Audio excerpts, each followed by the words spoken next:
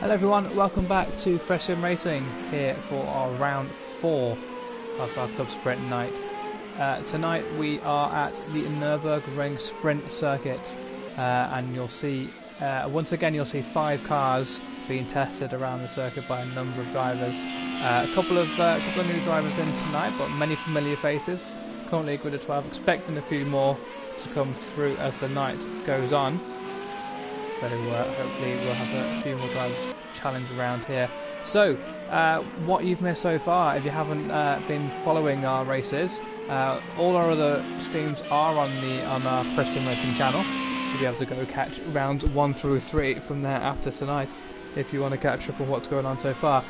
So we have a 10-minute practice session, and then we're going to roll into a series of short sprint races in the cars you can see on the screen right now. So these are Formula Renault 3.5s. Race 2 will be in the Lamborghini Super Trofeo.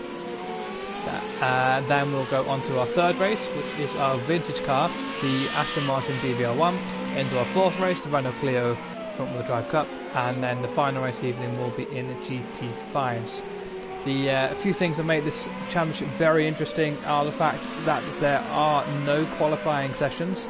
So everything is set randomly on the grids, and there is also no setups. So the drivers have to choose between loose or stable setups. So the drivers have very minimal change. Everyone's in the same equipment. Everyone has the same points of view. So they all have a lot to deal with. From 3 rounds of racing, this is your current championship leader in the Formula Renaults. So the drivers are fighting for individual honours in the cars and overall honours in terms of who is the most adaptable driver in our current sprint racing league, if you will. So Sam Thumfinger does lead the standings overall. He has 45 points. He's got a 2-point lead over Kingy. So look out for Sam. He's in the number 8 Bandai Namco level there. Kingy, he's in the Trex G, the nice green. He's at number 19. These two fighting with very much nothing between them, so 2 places could be the difference in points, and that will see Kingy through back into prime position. Into All Sorts, who we just see top in the times that he's in that nice blue livery. A good win last time at Laguna Seca.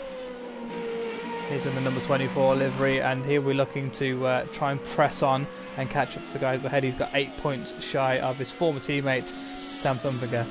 No teams in order for these championships this season.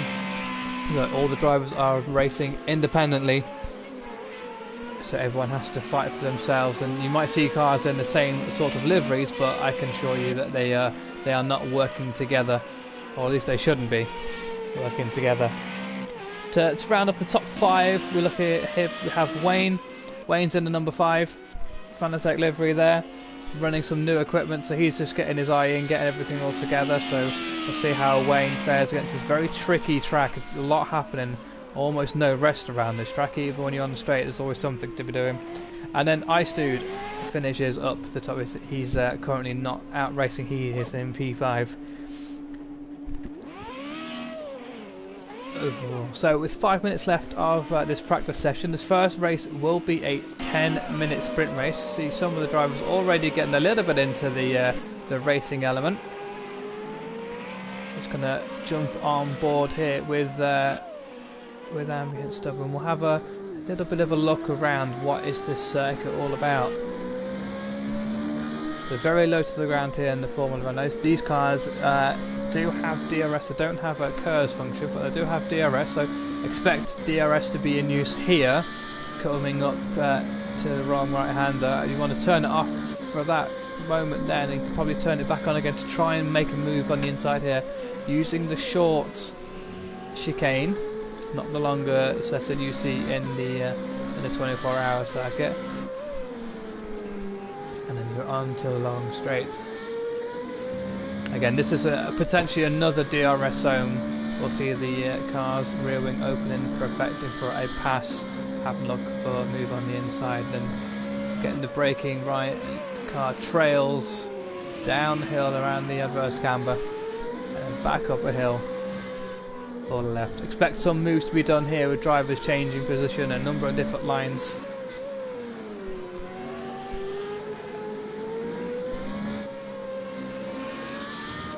There we're coming up the hill. This is where the track differs. We're running the sprint circuit. Oh, and I see a car there spinning around. Was that into all sorts? He is back in the pit, so I think Unter all sorts had a moment where he's spun off track and he's back in the pits, but thankfully that happened in practice. We don't want to see that sort of thing happening during the race.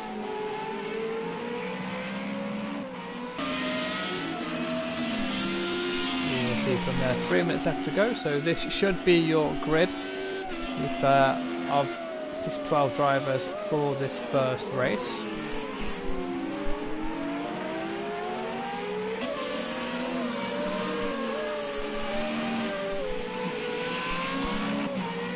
Not a much time split at the start either, so the time differences, we're looking, Harry's currently out there, he's set to 1:15.2.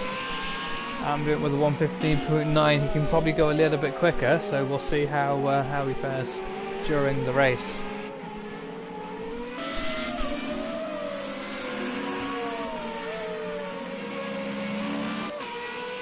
Don't forget, if you are enjoying the stream, you're sitting there watching us for tonight, or you're watching back a little bit later on, don't forget to drop a like for us, and therefore we can try and get access to a few more, get our videos out to a few more drivers who may want to join us. We are a very, very friendly racing league. Not a massive league, but we do have good races, and we have a number of different series that we have running right now in our second season of operation. Currently running a M1 Pro Car Enduro race season. We have tyre regulations, fuel regulations. That happens on a Wednesday night at 8 PM GMT, and on a Sunday night at 8 PM GMT we run our British touring cars, who are heading to Donington Park GP for round 5 on Sunday. We do have a couple of series. If you missed last week, we mentioned a couple of series planned out. We have a replica 1991 DTM season with the Group A touring cars. That's already penciled in and will be finalised over the next coming weeks. And we also have a Trans Am series replicating a 1969 season that will be taking place. That will take over the M1 Pro Cars on a Wednesday night. Our club sprint race format, that's staying here for next season. It's going to take a small tweak, so we'll be seeing 3 sprint races and 3 cars, and then we'll be doing a handicap mini endurance race to end the night, so that will be a little bit of fun in there as well. That is all for fun per se, and not really points involved, but the racing itself is going to be fantastic.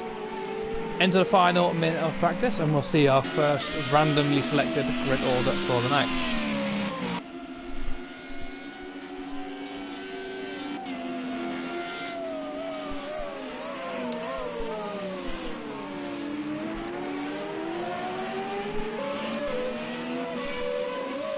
Good to see if we have anybody in the chat, either live or later on if you're watching back the footage.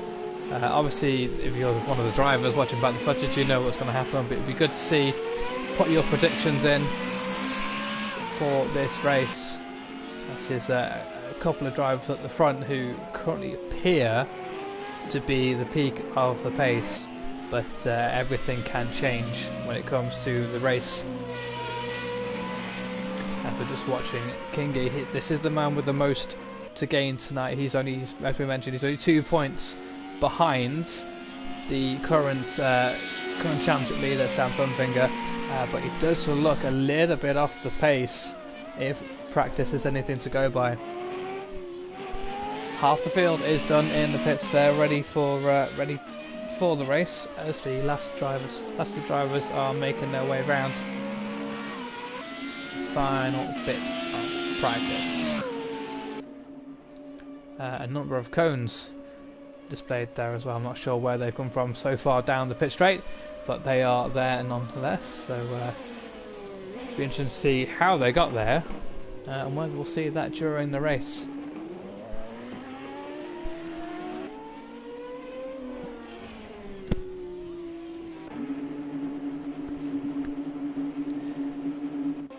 So just waiting for the final few drives. There's one of our newcomers, them, and Johnny Joyrider, who joined us for a few of the other races, is now joining us for his first time in the Formula Renault.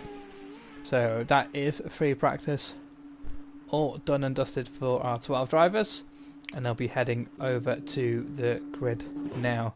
So how is the random grid order for race 1? It is Inter All Sorts who takes up the prime position. He was very lucky last week, and he seems to be very lucky starter this week with the prime spot on P1. Next to him is Ice Dude. He's in the bright yellow livery, can't miss him there, P2, and the shared livery there of Ambient Stub in P3. P4 is Sam. We've seen him earlier on in practice. He is currently the championship leader, so he's one to watch out for on the second row of the grid. Newcomer Liam is in P5, so we'll see what he's made of.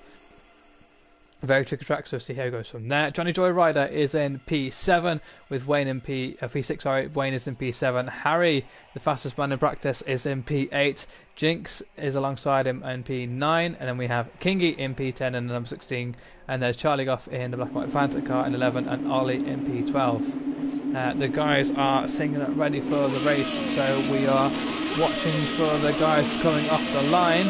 Bit of movement there from Inter All Sorts. Hope he doesn't get a jump start and we're away, but it looks like a car behind Liam is not off the line. He is now, after a couple of cars have moved off the racing line. So it looks like Sam has made a great move from P4. Will he be able to have a look on the inside of turn 1? A little bit of a lock-up from Harry there. As two cars have collided, that looks like it was Ice and probably Wayne. Those guys have a bit of history so far in this Friday night racing, so we'll see how it goes from there. As it stands, there's Sam going very, very sideways and getting very sideways into one of the drivers. Was that Ice or was that Ambient Stub? It's hard to tell. Meanwhile, Inter All Sorts has just shot away after all that. Harry's made himself made up into P2 from P8 on the grid, and Ambient Stub is there in P3. Sam is behind with considerable damage. He's missing his front nose cone in P4, and then a massive battle behind for what is effectively P5. So there's Ollie in P5, Johnny Joyrider behind him in P6, running very wide there. Liam is back up to P7, Jinx in P8, Kingy P9, Wayne P10, and Ice and Charlie Goff are further behind. I wonder if they have any damage. Everyone piling into the chicane for the first time. As we head back to your race leader, this is Inter All Sorts. He's broken out a 1.5 gap, but Harry is now free of the pack behind and is to close him down. 8.5 minutes of raining, so about 5 laps to go. Right here in our first sprint race of this evening. As Sam come into the pits, no, he's staying out there. Ice Dude and Charlie Goff are into the pits for repair. Will Wayne come in? No, Wayne's having a look on the inside there. Thinks better of it. Wayne car looking okay. Jinx's car ahead is missing the front nose, so he's got damage. He's going to be understeering, and in fact he has there and let Wayne through. Wayne is up into P9's recovery race. Liam's having a really good race so far. Didn't get off the line very well, but it turned out to be a perfect run for him. Missed all the chaos and all the trouble going into turn 1. Liam is in the number 1 car, not to be confused with Johnny Joyride there in the number 2, who is closing up to the back of Hingy, and in the meantime is also under pressure there from Wayne in the number 5. Field is starting to spread out a tiny bit now. You can see on the mini-map on the right hand side the first few drivers are further up the field, coming into the final corner. But Harry has closed up an awful lot of time in this last lap. He's gained a second. So as we look across the line, it's a 1:16 for Inter All Sorts and a 1:15.7 for Harry. So far the fastest lap of the race. Ambient Stub dropping away. I wonder if he's carrying a little bit of damage, or he just made a mistake on that lap. The drivers are not quite lapping in the same sort of pace as the front runners. This is a battle for the championship lead. You say Inter All Sorts out front, he's got the most to gain, but the other two drivers to gain here, Kingy and Sam Thumbfinger. If Kingy can get free and gain another possession, he will be able to knock Sam off that pedestal that he's put himself on at the moment, coming past the halfway point of the season. As we look out front, I'll notice that Inter All Sorts has spun there. Inter All Sorts spun, not sure where we're looking at Is that coming on back onto the Grand Prix route? There is, and there's also a car going very slowly there on the inside. Is that Charlie Goff? Yes, it's Charlie Goff getting well out of the way of all the other drivers, a lap down after picking up considerable damage. So he's just getting himself out of the way. Into all sorts, his return back on track, but he has lost 2 places now. As that he is behind Ambient Stub. I hope Into all sorts doesn't have any damage from his spinning. It was just his ego that it's had a bit of damage to spinning round. We did see him in practice have a little bit of a moment, but he was able to collect it during the race. It's the closest battles out on track. Further behind, Kingy has got ahead of Sam Thumfinger now, so Kingy is up to P6 and Sam down into P7. There's only 1 point difference from those places, so Kingy will need to push on. The less than a second now to Liam ahead. So there is Liam, who's going to be turning into the sprint circuit loop as they rejoin the GP circuit. Can Kingy close up the gap during this lap? A very good line from Liam ahead. Liam's first race out with us here at Freshman Racing, and he's jumped straight in and he's driving really competitive up there in 5th place. So as long as he can keep the lines nice and clean, he should be able to get a good result here. Kingy better on the brakes coming into this chicane, but a little bit later on entry. That's allowed Liam to get further out of the way. Watch this battle further up ahead. Here's her into all sorts.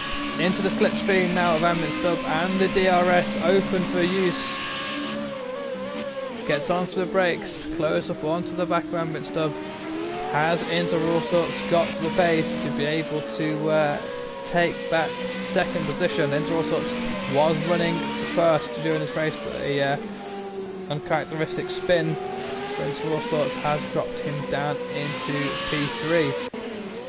We have had one retiree from this race. I think it's Ice Dude who's just picked up too much damage, and he has retired from the race. So we're down to 11 runners with 4 minutes remaining.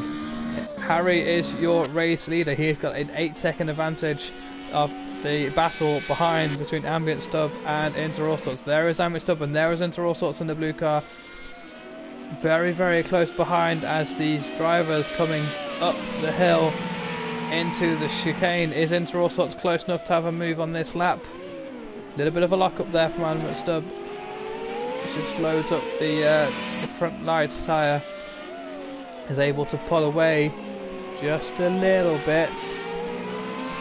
Behind this battle is Ollie in P4, and then you have Kingy, who's managed to get ahead of Liam. He's now in P5. Liam is in P6. Sam Thumfinger is in P7. He's got Wayne for company behind. In fact, Wayne is now through. So Wayne is through before the final corner. Sam dropping down the order. You can see the damage to the front of his car there. He's definitely got a lot less downforce than the other cars. There is Jinx in P9. He's suffering with the same problem, and he has Johnny Joyrider for company. Johnny in the number 2, the grey, yellow and purple livery there. Not much practice for Johnny Joyrider, but not much practice for many of the drivers, to be honest. This is why we run this race format. The drivers have to get in the car and just get used to what they're driving as quick as they can. And then Charlie got further down the grid, but he had a lot of damage from lap 1 and is now on his recovery drive. It's one of the closest battles out on track right now. There's 3 main battles. Is Inter All Sorts all over the back of Ambient Stub. This is the battle for second. Both drivers lapping considerably slower than Harry out front, although the gap time has come down a little bit on this last lap. So I wonder if Harry's made a little bit of a mistake. He's in the 1:19. We'll jump on board with Inter All Sorts. He's definitely a lot closer this time around. Ambient Stub looks to the inside, making Inter All Sorts go the long way round. Inter All Sorts for the cutback. Has got the better drive off the corner. So come through to the long left-hander, and it looks like Ambient Stub is just able to keep Inter All Sorts behind, at least for this lap. Time is running out though. There's 1 minute 30 left, so there'll be this lap and another lap. Inter All Sorts, have a look on the inside coming into the sprint loop. A little bit of contact there just to let him know he's there. can't really be running that sort of contact too often in these Formula Renault 3.5s though. And so Allsort's definitely the faster driver in the slipstream at the moment. It's business as usual for Harry out front. He's now put his put that gap back to where it was. You see Inter Allsorts has a look around the outside. No way through. Stern defending by Amrit Stubb. He does have the inside line coming into the final corner. Wasn't sure if there's contact between the two drivers there. Amrit Stubb not a one to cause intentional contact. As Inter Allsorts got the better run coming through. He's got the inside line this time for turn 1. Is he close enough? Not this time around. And Inter Allsorts in fact had a massive moment leaving the corner, and that's pretty much ended that battle, providing a driver error. This is the race leader Harry, who's coming round onto the GP circuit now from the sprint circuit loop. It should be the final lap for Harry and in fact for all the drivers. So we see Harry currently leads a considerable damage of 12 seconds to Amrit Stubb behind. Then there's the battle between Inter Allsorts and Amrit Stubb. It's raged from most of the race after Inter Allsorts was leading the race early on. Ollie is in P4, Kingy is up in P5. Liam, great initial race here. First race for us in P6. Wayne P7, Sam P8, Jinx in P9. Johnny Joyrider is right there in P10. And Charlie Goff is in P11. So your race leader with Harry with a fantastic lap last time around, a 1:14.9. I don't think anybody is going to be beating that lap time. We're just waiting for the rest of the grid to come through.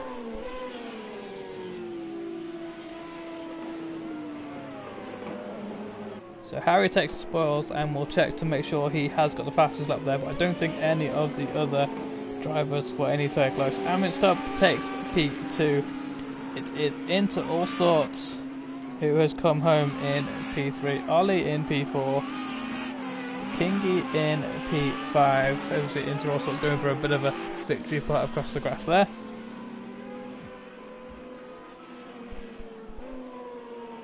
Liam was in P6, a really good first race for Liam in very tricky cars. Wayne takes P7, Sam takes P8.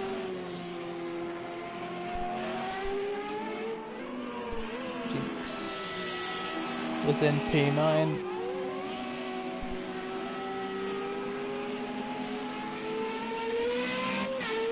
Johnny in P10 and Charlie Goff P11.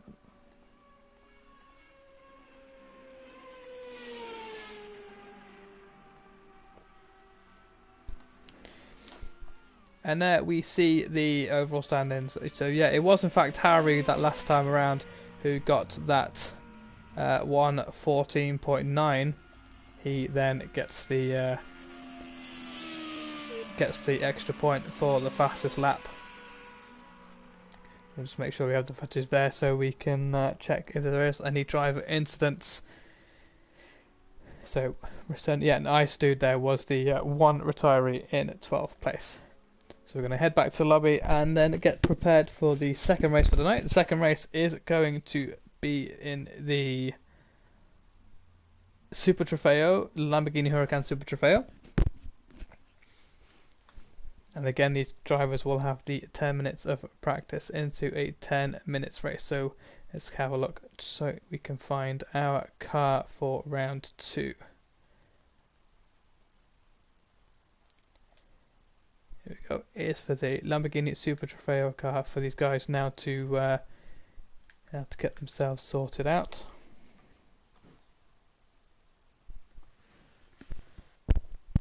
Whilst we're getting these guys all nice and sorted, I will take a very short break and be back with you in just a moment.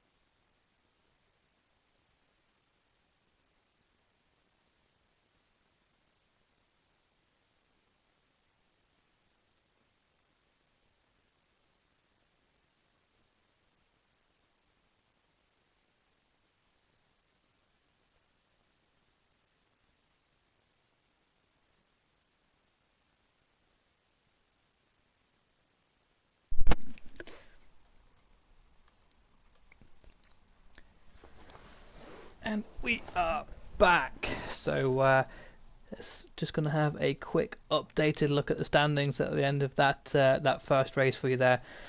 And it is in fact Kingy who now takes lead with 2 more rounds to go in the Formula Renault. He has 56 points, but his lead is very slender. It's Sam Thumbfinger in second with 56, and Inter Sorts, even with his spin, he is going to take currently the third position spot on 55 points. Wayne is in fourth with 44, and Harry, after that win and bonus point for fastest lap, is in P5 on 38. And then you find Ambient Stub, who finished in second. He's in sixth on 32. Now for the Super Trofeos. So the current champion is not with us tonight.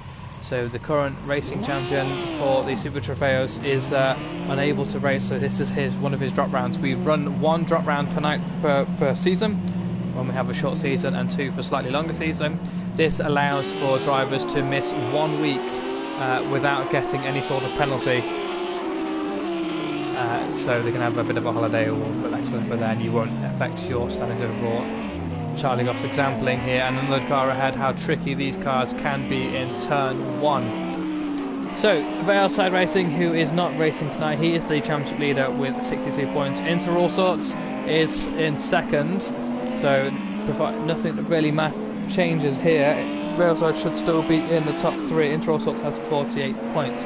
Amit Stubb is in third on 34. Kingy in fourth with 30. Charlie Goff in fifth with 29, and Wayne in sixth with 26 alongside Jinx. So a lot to play for with the main guy not being here for this race. These Lamborghinis are a completely different sort of challenge though to the Formula Renault. So the Formula Renaults have a lot of aero, very good brakes. These cars are a lot slower. Well, not much a lot slower, more about 5 to 8 seconds a lap slower. So we're expecting to see the lap times go from the 117, 118s to the 227s, 228s, that kind of ballpark. We have 12 drivers on the grid.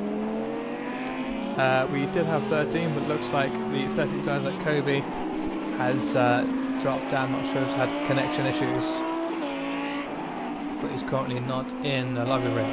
So, Harry is the 68 black and white Vasmac livery. Expect him to be quite quick in these cars. They're not his best cars for sure. He's currently sat in P11 in these cars, but we'll see how he fares tonight. Charlie Goff is in the red car there. Just wait and see your numbers of cars by. That's Charlie Goff in the 76. Inter All Sorts is in the silver 64. There's Liam. Liam is in the red and black 75. Sam in the purple livery. We'll wait to see he leaves the pit, see what number he is. Actually, see if we can see it from here. No, we cannot. So there's nothing to be able to see his item for. But there's Kingy in the number 19. Kingy should have been number 19 all night. Kobe has now back joined us again, so I wonder if his connection is for Kobe. He's in the number 20 either way. Wayne is in the 45. Then you have Ollie in the opposing livery. Just waiting to see the number goes down. So it should be 46. No, it's 44. So Ollie down the number 44.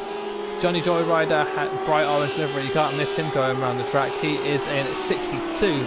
It's normal number 26 taken for this one, so he's got it in reverse. Ice Dude is the opposite of that. It's going to be the 61 or a 63.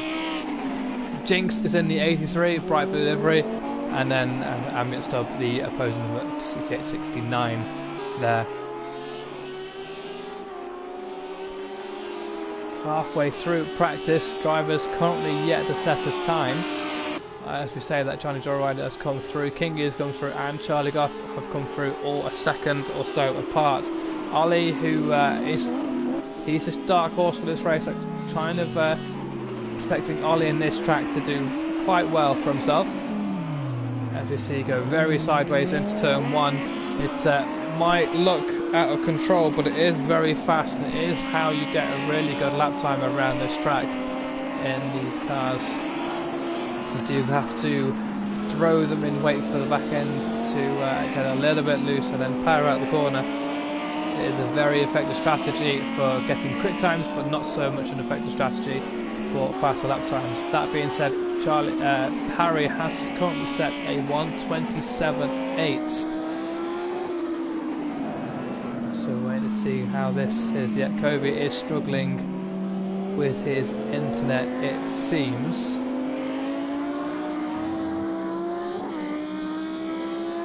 Let's hope he can get those connection demons all sorted nice and early, so he won't be in the way come to the race. We're just riding on board here with Harry, who's currently set the fastest time. I'm expecting a few drivers to come around and obliterate that time potentially, or maybe even not. It's hard to tell this shorter circuit of the track after getting adjusted to these cars. And again, the practice means very, very little, other than just getting accustomed to your braking zones and into the different car, finding your feet, and then we're straight into that 10-minute sprint race. The rest of the season, the rest of the night structure will be 15-minute races for the DBR1, a 15-minute race for the Renault Clios, which I'm really looking forward to around this track, and then the GT5s as well. I think the GT5s and the Renault Clio specifically are going to be really good around here. As you see one of the orange cars, that's either Johnny Joyrider or Liam potentially, going very wide there. So Harry and Emmett Stubb currently set 1:27s, everyone else a little bit slower down, but not much difference in lap times across the board, a couple of seconds here and there, although Harry is currently 6/10 up as we come in sector 1. As he gets the back end very sideways, that will cost him that time that he was ahead. So it is potentially possible to get down into the 26s, and it wouldn't surprise me if they do get into the 26s at some point during the night, during the race in these cars.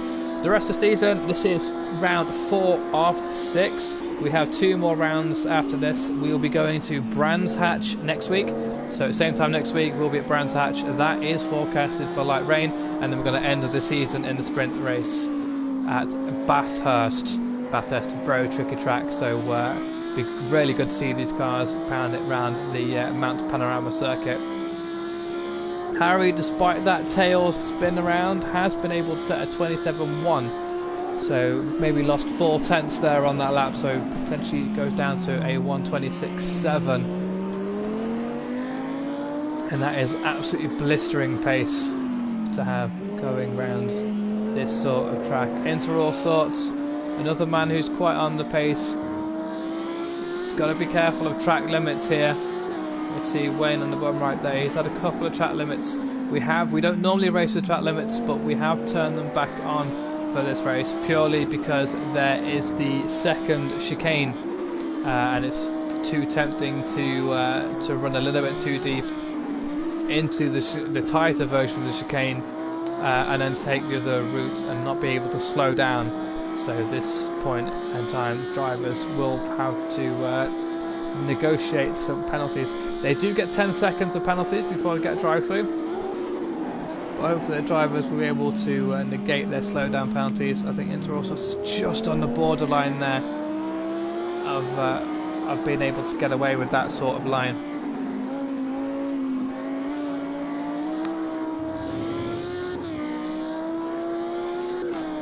Coming into the last 2 minutes of practice, Liam, Sam, Wayne and I still yet to set a time.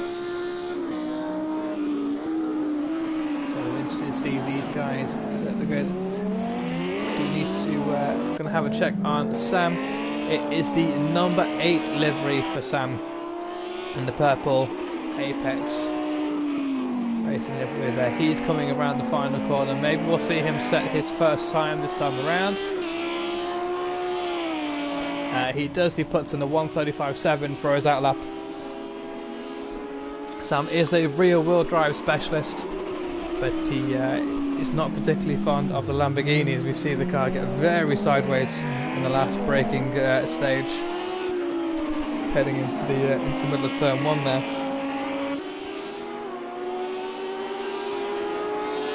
Just waiting for Wayne and Ice Dudes to set their times.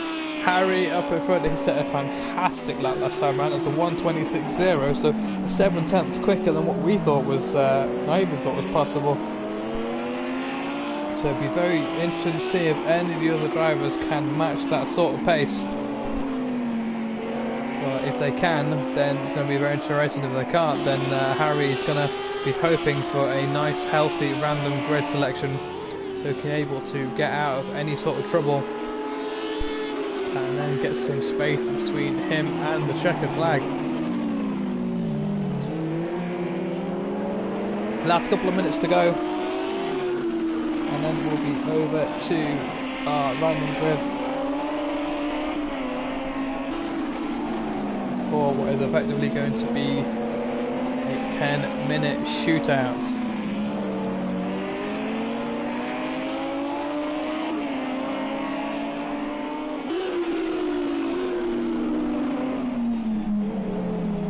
Expecting to see 8 laps.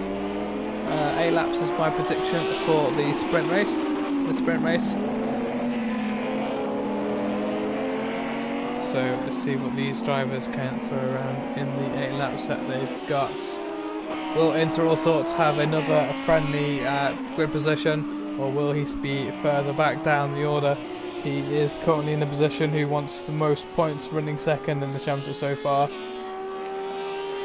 Has a 18-point deficit to Valside Racing, so if he wins this race, he will be able to climb ahead of Valside. But he needs to win. If he comes second and gets the fastest lap, he'll be able to join on level. That is the advantage that Valside has had so far in the first 3 races we've run around here. Valside definitely a Lamborghini Super Travail specialist. So that is your practice session over, and then we're going to be heading straight to the grid for the second race of tonight, with 3 more races left to go. It is Kobe who takes pole alongside Inter All Sorts, and Inter All Sorts does get that second healthy random grid. Harry is in P3 alongside Sam Thumping, as that's going to be a very interesting battle going into turn 1. Let's hope Kobe, who maybe not as quick, can not get too much in the way.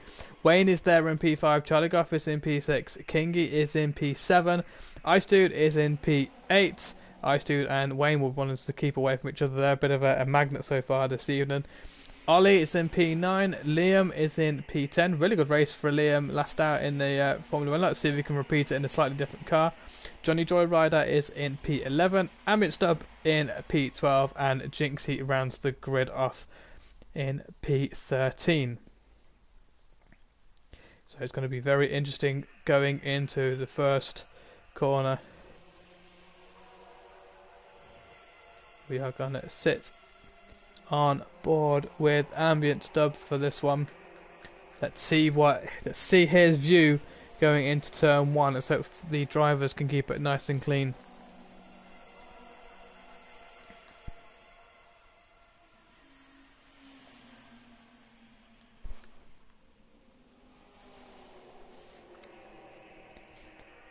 There is some debate in the in our league chat as to who it was who set that lap time from Harry at the 1:26.050. We're not sure if it was Harry or whether it was Harry's cat, who is clearly the better driver. So we're sat on the grid waiting for the lights. There's 3 reds waiting for the green. There's a jump there for that was potentially John Joyrider or Liam there, got a jump start. You're riding on board with Ambient Stubb. He's up into effectively P9, I believe. More drivers breaking down to turn 1. That's Inter All Sorts through Kobe on the inside there. He's on the P7. It's a really nice clean entrance, as we see in a few cars sweeping round. The car gets sideways, gets bumped back on track though. 83 car, that's Jinx, as Ambient Stubb is spun around. That's a 62, that's Johnny Joyrider there. Both cars now trying to get back out of the gravel trap. Liam is also there. He's now through. out front it is Into All Sorts, and now Sam has made it back through past Kobe. Kobe is now battling with Harry. And Wayne is up there as well. He's chased down by Charlie Guff. In fact, Wayne's up into P4. There's Harry and Charlie Guff and Ollie all fighting there for P7. Into All Sorts, the man who needs to win this race, is out front with another 9 minutes to go. So still a long way to go, even though it's a sprint race. Kobe, who's doing really well at the minute, he's holding P3. He's got Harry and Wayne and Ollie and Charlie Guff for company. So we'll see how well he can hold up, if he can keep it on the straight and narrow. Sam has closed up to his old teammate ahead. Into All Sorts getting well off the racing line, trying to stop Sam from gaining an advantage on the toe. Into All Sorts needs all the points he can get. Coming down into turn 1, Sam for the outside line. Can he get the car slowed down in time? He can. Into All Sorts a different line. We see the battle further behind. Kobe very late in the brakes, as was Wayne, but they've all got the car stopped. There's Charlie Guff, made the move up the inside, and Wayne's dropped down into P6. Can he fight back on the left hand? As he can, but this is all allowing Ollie to close up, and there is, it's Wayne, Ollie, Wayne, Charlie Guff, then Ollie and Jinx further behind. Liam has come into the pits for his drive-through penalty, and maybe even for some damage repairs, so probably for his drive-through penalty first of all. Charlie Guff has a look on the inside, going into the sprint circuit loop. No way through, these guys seem a little slow. And who's that in the background? Ollie has just lit up his rear tyres and ploughed straight into the wall on the exit. That's going to cause a lot of damage. We'll see if he goes into the pits for repair, so he's able to try and make it through. Nice, that's Brighter Jink up into P7. This battle out ahead is still raging on. You see the cars fighting behind. Sam Thumbfinger is less than half a second behind Into All Sorts. Into All Sorts in the grey, Sam Thumbfinger in the blue and purple. As they both come off the corner there. Don't think Into All Sorts worried too much about the slipstream this time around. 129s for the race leaders. Harry's come through with 127, so he is catching this battle. Caught 2 seconds on this battle last time around. Wayne in P4 has Charlie Guff for company as these guys come into the first corner. Contrasting lines here, Wayne getting very wide on entry, trying to get the run on the exit, but has he run a little bit too deep? He does have the inside line for left-hander. Charlie has a look around the outside. Can he hold it? He can. Charlie Guff up into P4, but I don't think that's going to last much longer. Kobe is dropped down to 6th now, and he does have Jinx and Ambience, the recovering Ambient Stub. So with a fantastic start, we rode on board with him at the start, but then he had a moment and he just got spun around. Kingy is in P9, not having the best of races. Ollie we saw had that spin in P11, and Johnny Joyrider, another of the recovering drivers, he is in P11. Liam, back out after his drive-through penalty, is in 12th place. We have had a driver retire. I think that is Ice Dude again, so 2 retirements in 2 races. And we see Sam even closer this lap time around. Has he got enough to have a look on the inside? And then as it stands, Into All Sorts will take the lead of the Lamborghini Super Trofeo Championship. But he does need to hold on for another 5.5 minutes. On to lap 4 they go. 4 more laps to go. Can he survive 4 more laps of the guys racing behind? The top 3 drivers all lapping in the 127s. It's a blistering pace from the guys ahead. There's Charlie Guff, who's now broke out a little bit more of a gap to Wayne in P5. Ambient Stub is through past Kobe. He's now up into P6. And you can see Ambient Stub coming through there in the black and white. Kobe has a look on the inside, locks the brakes. Can he get the car stopped in time? He can. There's Jinx, who's having a really good race. He's just ploughing through. And there's Kingy behind, catching up to the back of the battle here. This battle further ahead starting to break up a little bit. Into All Sorts has been able to pull a gap to Sam Thumbfinger as it stands, and Harry is ever so slowly catching his battle. Are these drivers looking to save a little bit of their tyres, or are they just pushing, all of the drivers pushing? Because they are pushing. It's a very hot day here. They are going to start getting into the realm of understeer, coming into these sort of final corners, and that's to the point where mistakes can be made. Sam not close enough on this lap to go through into this. Can we ride on board? This is Sam's view. We're coming to the final corner. Can he get a good running exit? There's Interrosso, it's got very wide. His car got a little bit sideways. In fact, Sam has looked for the inside. Interrosso thinks about defending. Here's Sam through. Back on board here, we're Interrosso. So has Sam got the inside line? Will Interrosso look to get the braking zone? There is Sam, parks the car on the exit, and there's been a collision. Both cars up and running. We should see Harry go around the outside. There is Sam, there is Harry, and there is Interrosso. So the three drivers all stuck around. This is the worst thing that could have happened to Interrosso. He will not be taking P1 in the championship as it stands right now. These guys are going to be battling for the next 5 minutes, I'm sure. The rest of the field, not very little has changed. In fact, we've lost two more drivers. I think we've lost Kobe has gone and Liam has also gone. I wonder if these guys have had a bit of an incident. But Charlie Goff is the driver in P4. Ambient Stubb is now up to P5. Wayne's dropped down into P7, so I wonder if Wayne's lost a bit of traction. Yeah, we've seen our last lap delta was 11 seconds down in that sector, so Wayne's definitely had a moment where he's lost a lot of time there. Kingy's up into P6. Ollie in his recovery is in P8. Jinx is in P9, and there is Johnny Joyride. So Jinx is it's quite usual to see Jinx a little bit of bodywork flapping all over the shot in these Lamborghinis, something we've seen in a few of the streams, and he once has it again, so he is just focusing on getting through the race the best he can. This battle out front though is the one we're keeping an eye on. Interrosso is going to be carrying a little bit of damage potentially after colliding with Sam Thumbfinger, who went very sideways on the apex of the first corner, and this time around it's Interrosso's time to go a little bit sideways, and that's allowed the drivers ahead to extend their gap a little bit. If you're enjoying the races so far, don't forget to drop a like, subscribe if you would like to see a little bit more of our racing. We do stream, we're going to be streaming every race in the Club Sprint Race Championship this season. This is round 4 of 6 with 2 more rounds to go. This is our second race of the night. We've got 3 more races to bring to you. We're going to be bringing you the Aston Martin DBR1 next race, and then it's going to be to the Renault Clios, and then the Ginetta GT5 Championship, with maybe 1 lap to go after this one.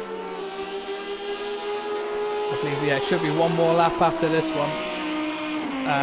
It's going to be very interesting at the front. Interrosso has dropped off this battle now though, just not able to keep up to Harry and Sam ahead, but Sam is starting to struggle a little bit with his tyres. We see Harry is right there.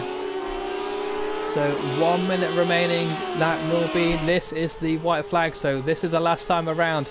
It is Sam Thumbfinger in the purple car. He leads Harry there in the black and white. Interrosso, who led for half the race, who needs to win this race to take the championship lead, as Sam gets very sideways, gives Harry the opportunity here for a better run around the outside. No way through this time. Will Harry have a look on the inside? I wonder if Harry will get through on the into the chicane along the back straight. It's Interrosso in third. Charlie Goff is 5 seconds behind in P4. Ambient Stubb 2 seconds behind him in P5. Kingy is a bit of a gap there, 4 seconds behind in P6. Wayne 10 seconds behind in P7. Ollie is in P8. Johnny Joyrider is all over the back of Ollie. It's the other battle on track right now. That's the battle for P8, and Jinx, who's had a really good race, finds himself in P10. So unfortunately for him, he's not been able to keep up this level of pace, but he is still there on the grid going round the track. So will Harry have a look? Sam looks to go a little bit defensive, takes the middle of the road line. Will Harry get a good exit out of the final corner? Not much time between the final corner and the line though, so you're going to do is going to have to get an absolutely monstrous line off the exit. He does. Is this going to be enough coming across the line? It's not. So Sam takes the victory over Harry in second. Interrosso takes in P3, as we wait for the rest to go around. It will be Charlie Goff who will take P4, and further out later on the grid It is Johnny Joyrider there with Jinx all over the back of Ollie behind the finish in the grid.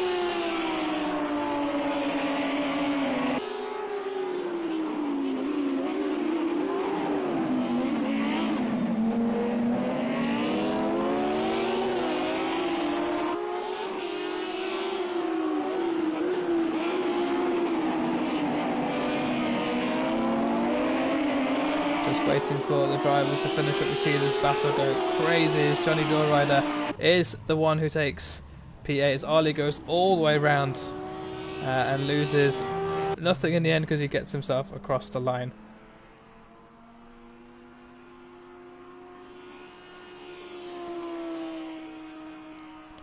So it is Sam Thumbinger who takes P1, Harry takes P2, Inter All Sorts takes P3, Charlie Goff takes P4, Ambient Stop, good recovery drive from him, he takes P5, Kinky takes P6, Wayne, who started quite well, gets a good recovery drive to P7, Jinx takes P8 in the end, Ollie takes P9, Johnny takes P10 by the basis of penalties, 30 seconds worth of penalties there, and Liam and Kobe, drivers who were unable to finish the race.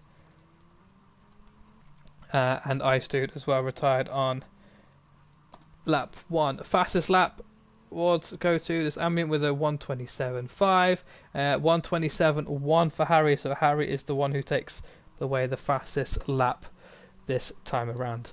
Just take these screenshots so we have some classification, and make sure I've got the replay saved just in case there are any problems reported. We can check back.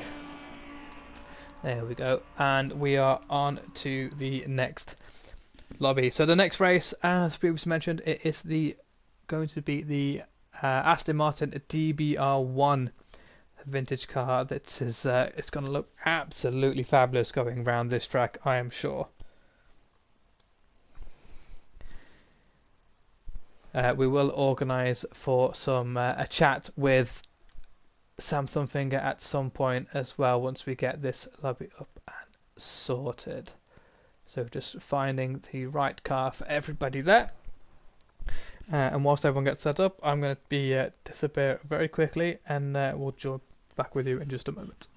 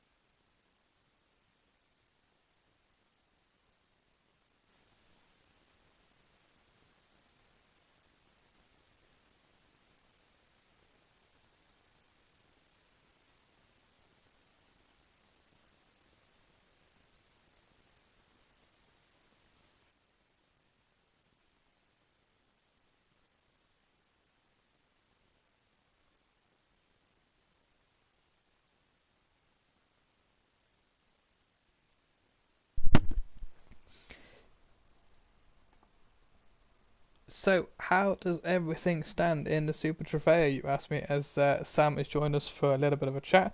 So Sam will have some insider information as we're waiting for the drivers to get themselves sorted out in the right car before we launch to the track. Let's change this to be a 15-minute race. There we go. So it is Inter All Sorts who just enough. Inter All Sorts just enough to take the P1 overall. He did have enough points to come back over Veilside Racing. He leads with 63. Veilside Racing drops to second with 62. And there's Ambient Stub and Sam Thumbfinger who share the spoils in P3 on 45 points. Charlie Goff is in P5 with 42, or P4 with 42, and then Kingy in P5 with 40. Wayne then starts to break away from the rest of the pack with 35 points. Sam, I think you're with us now. Great win. How was it? How did you enjoy that?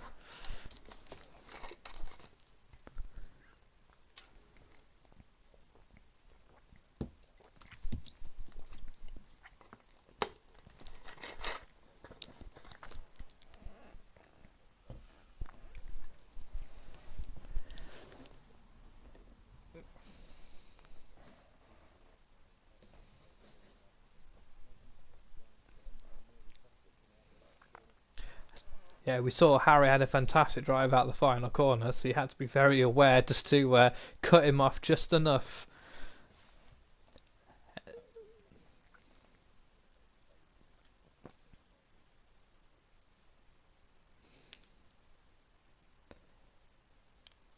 Now we're into what I believe is your favourite car of the night.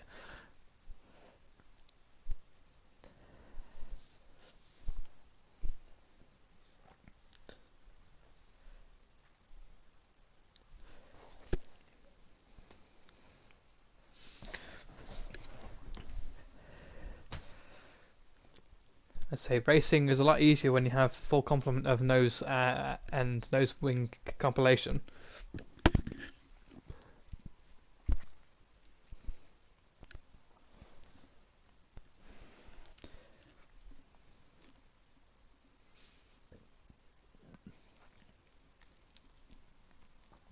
So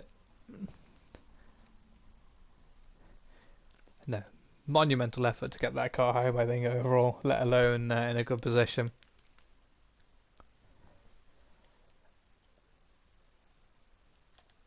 Okay, I think we're all ready to go with the guys, so we'll have a launch forward as well. In fact, we are. Yeah, the Formula One race was very entertaining. So the field spread out a little bit, but then it kind of bunched together towards at the end, and the Lamborghinis was fighting all over the grid. Liam had a really good race out in the Formula One. He finished 6th in the first one, and then he got a little bit too excited on the throttle. We rode on board with Ambient Stub and we saw the jump start, so we saw the drive-through penalty come for him, and that was pretty much the end of his race. Yeah, we haven't seen much of Ice Dude. I'm not sure if his liquid courage is causing him to have too many incidents.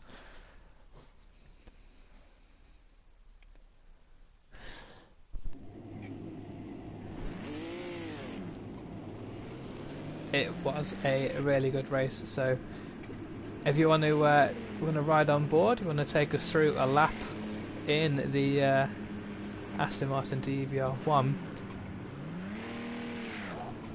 This is the perfect car to be bringing around this track, for certain.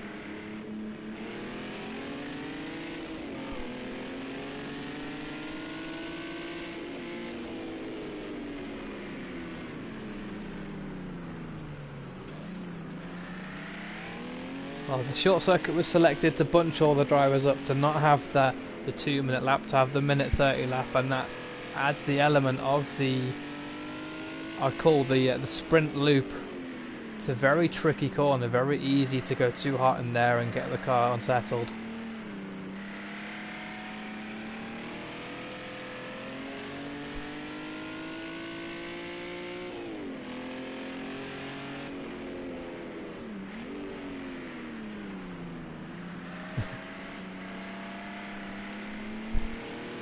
Getting your braking points and your turning points a little bit different.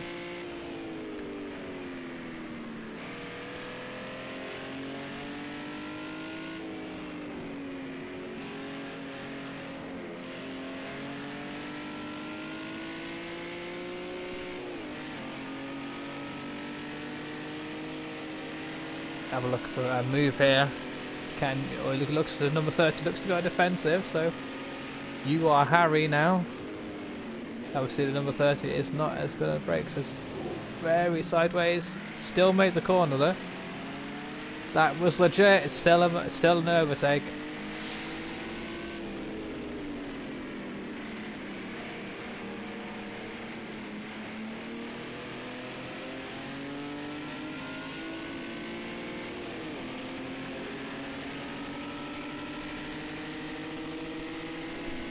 How's the rest of the grid feeling about Inter all sorts? There were some dubious comments about his placements with the random grids last week. He's had a first and a P2 this week. So he started with P2 and P2 last week. Now he's had a first and P2.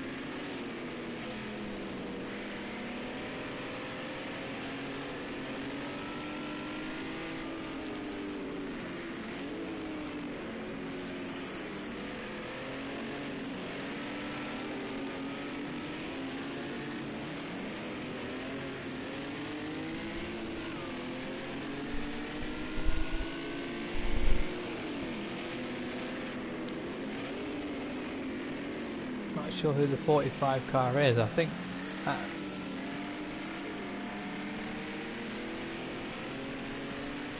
he's a driver who's very quickly getting used to these cars, and he's starting to make his way up the order.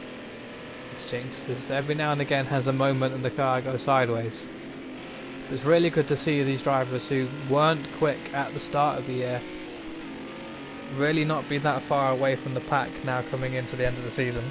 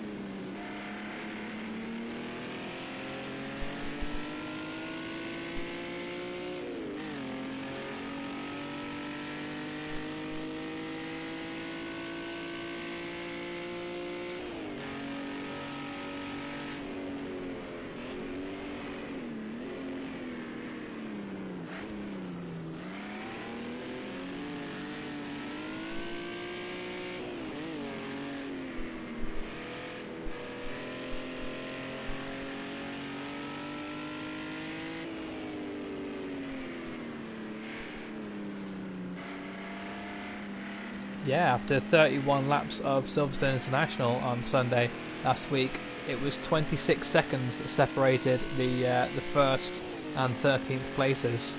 Bear in mind, 2 drivers had drive-through penalties. So to be separated by 26 seconds was an amazing feat after 31 laps, 35 minutes.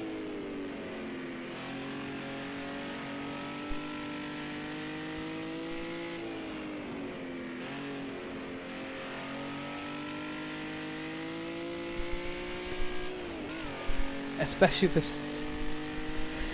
new plans into season 3. Season 3 is looking like this is going to be the replica season. So we've got the 1991 DTM.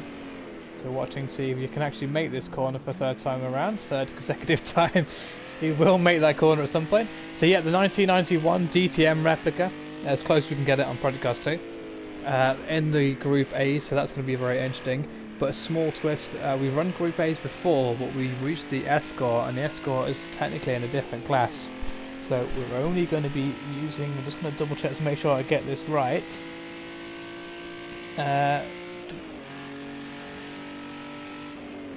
We are only using the Audi, BMW and the Merc. So it is standard to the actual event at the time. So the tracks, some suited to one car, some suited to the other. It'll be very interesting to see which cars people choose and how they fare, to be honest. I say your time is a 1:45.1. The tyres ahead found almost an extra second there. So there's a lot of time.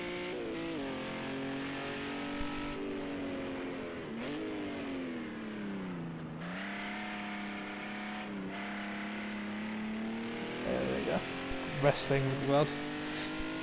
Yeah, and the recent formation we've had yourself and one of Stubbs' concoctions running a 1970, or because of the only we get 1969 Trans Am Championship in the Camaro. I think is the car has been decided, either Camaro or a Mustang.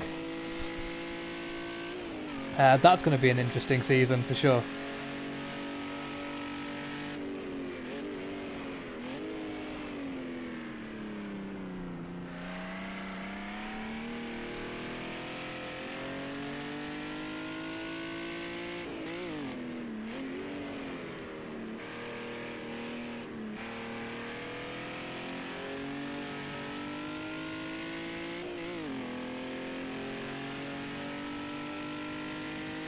A 1:43.8, yeah, and Harry's in the pit, so he won't be able to make it round again for another time.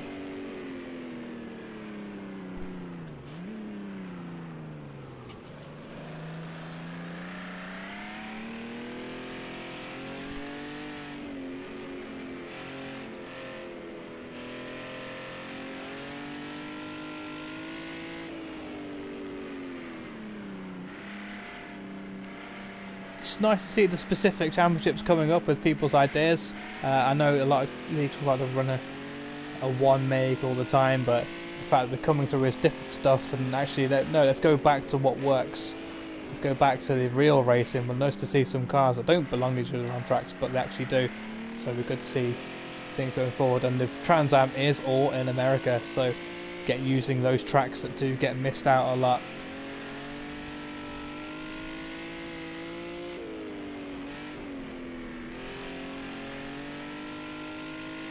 The good old days in a touring car, and cars that don't belong there, but that's the Camaros definitely do.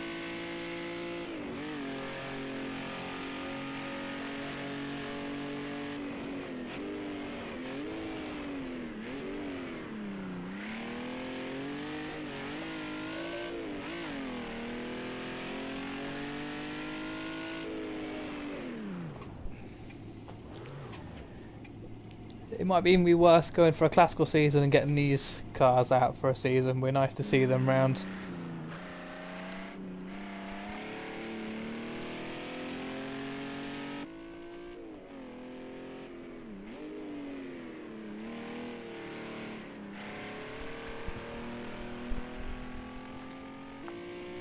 Yeah.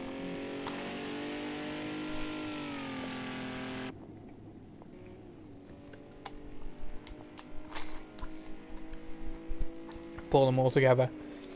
What?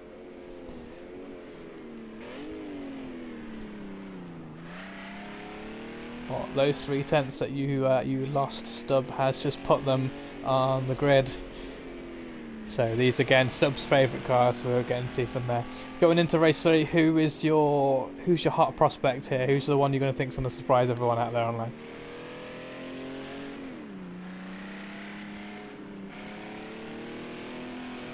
Into the distance.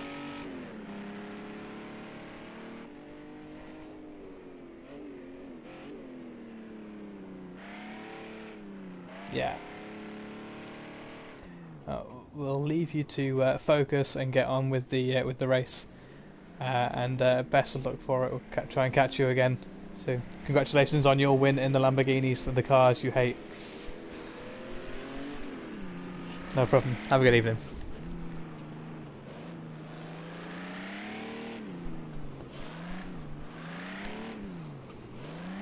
That was Sam Thumping as we were watching Ambient Stubb taking the best of practice, celebrating his fastest lap of a 1:43.5. What will it mean for the actual race? Potentially absolutely nothing, because the drivers will have to come around and do it all again for 15 minutes. Just checking out how many laps we are anticipating in the calculations here. So expecting somewhere in the region of 8 to 9 laps to come around, 8 to 9 laps. So waiting for the final two drivers to come across the grid. There's Ollie Inter All Sorts is already through, so Ollie should cross the line.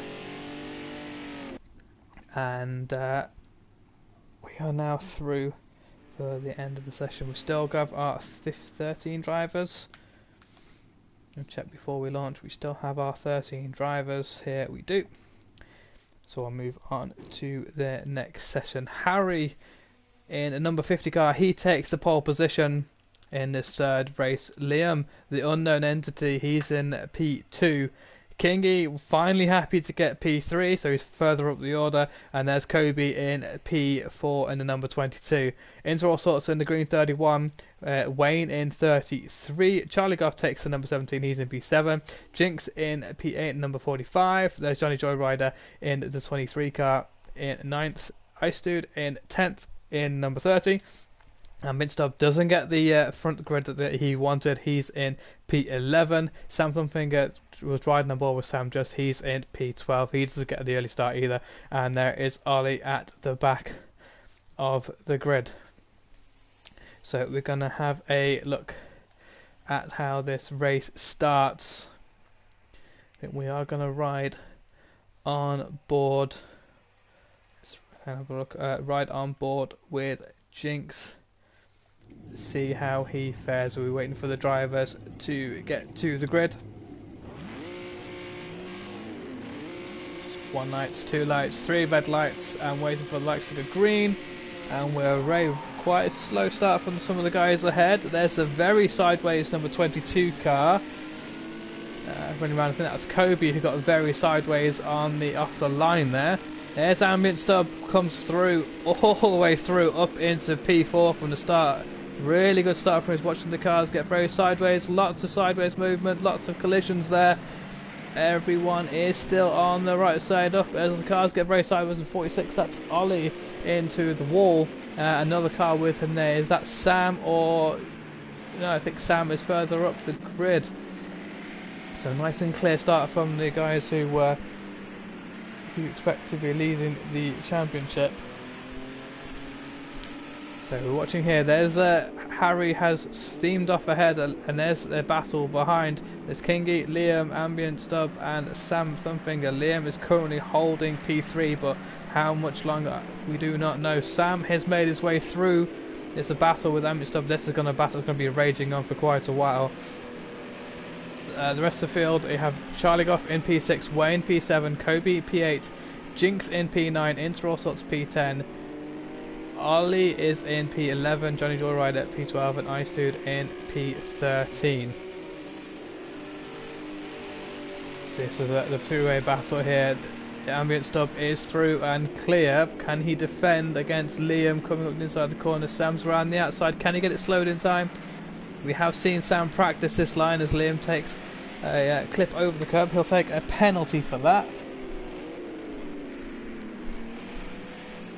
But he is now through.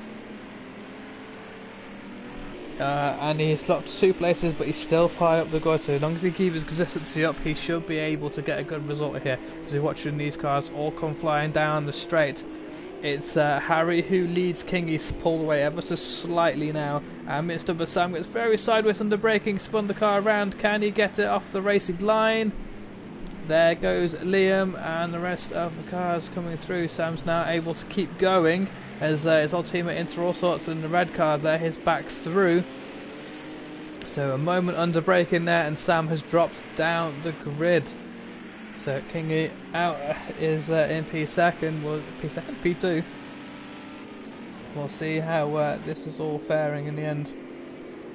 Ambient Stub is currently the championship leader here with a 5-point advantage for Failside, who's not racing tonight so far, and Inter All Sorts, who's a lot further down the grid. So as it stands, Ambient Stub will be able to extend his lead in the championship. It sends Sam, Kingy and Wayne to round off the top 6. So where are they out on track? Well, Harry's out ahead. He is in P1. Has he picked up any penalties?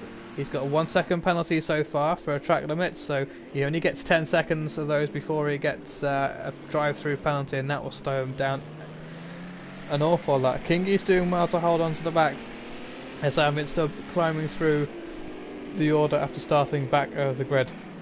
Liam's having a really good race here alongside best friend. I say best friend, but they're actually holding up a little bit of a train behind them here. So there's Liam in the number 14 and Charlie Goff in 17. 8 is Sam the Thumpfinger. He's recovering.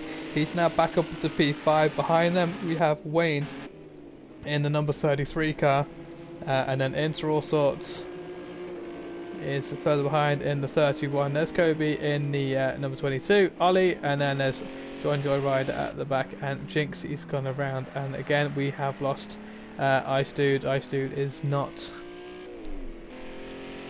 having a good race night tonight. 3 races, 3 retirements, as we're watching this battle here. This battle as sees Wayne has got himself up into P6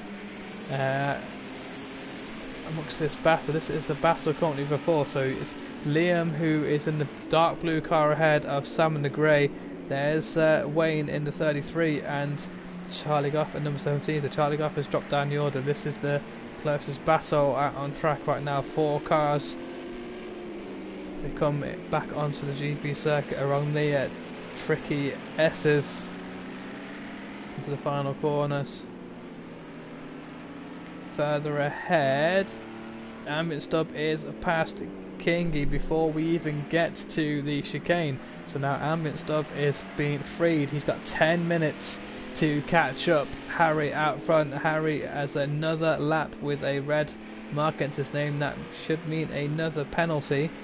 So we'll see if he can avoid these penalties. He doesn't want to rack up too many. Like I said, he will get a drive-through penalty, and that will cost him an awful lot in these sprint races. Can Kingy fight back? I don't think he can. I think Ambient Stub's just got enough, as Sam is now free of Liam, and there is Wayne. We're going to jump on board with Wayne. This is his view coming into turn 1. He's going to be gaining slipstream all the time on the number 14 go ahead. There's Sam very sideways into turn 1. Wayne gets the car slowed down wide from Apex, but he's going to get a really good run off the corner here. He's got to be careful though. Wayne, Charlie Goff is just there behind to catch any mistakes, just like the one there from Liam. A little bit of too much wheel on the curb, and Wayne is now closer than ever before. Will he have a look on the inside? No, he's getting the car nice and wide. It's actually cost him a lot of time. They just struggle with the weight transfer, went a little bit too wide. And look how much he's dropped back. Will we see Charlie Goff on the inside? The car gets very, very deep, but it works for Wayne because he's closed up to gap the cars ahead. Let's jump out to the car and see where is Charlie Goff in the picture. He is. These 4 cars still racing for position. Sam is currently leading this position. And yes, Sam just leaving the screen now. Sam, and then Liam, then Wayne, then Charlie Goff, and you can see Into All Sorts in the background is starting to close up on this battle. It's not much splitting these drivers. So we'll see with the remaining 8 minutes to go. Can the drivers get can Charlie Goff and Wayne get past newcomer Liam? But Liam is looking like a very consistent driver. Not quite on the pace with the guys ahead, but certainly at another level of consistency. Kobe has had a bit of a bad lap last time around. I wonder if he's come into the pits. Well, he's just had an incident and dropped quite a way back, because he's going to be starting to get lapped by the rest of the field.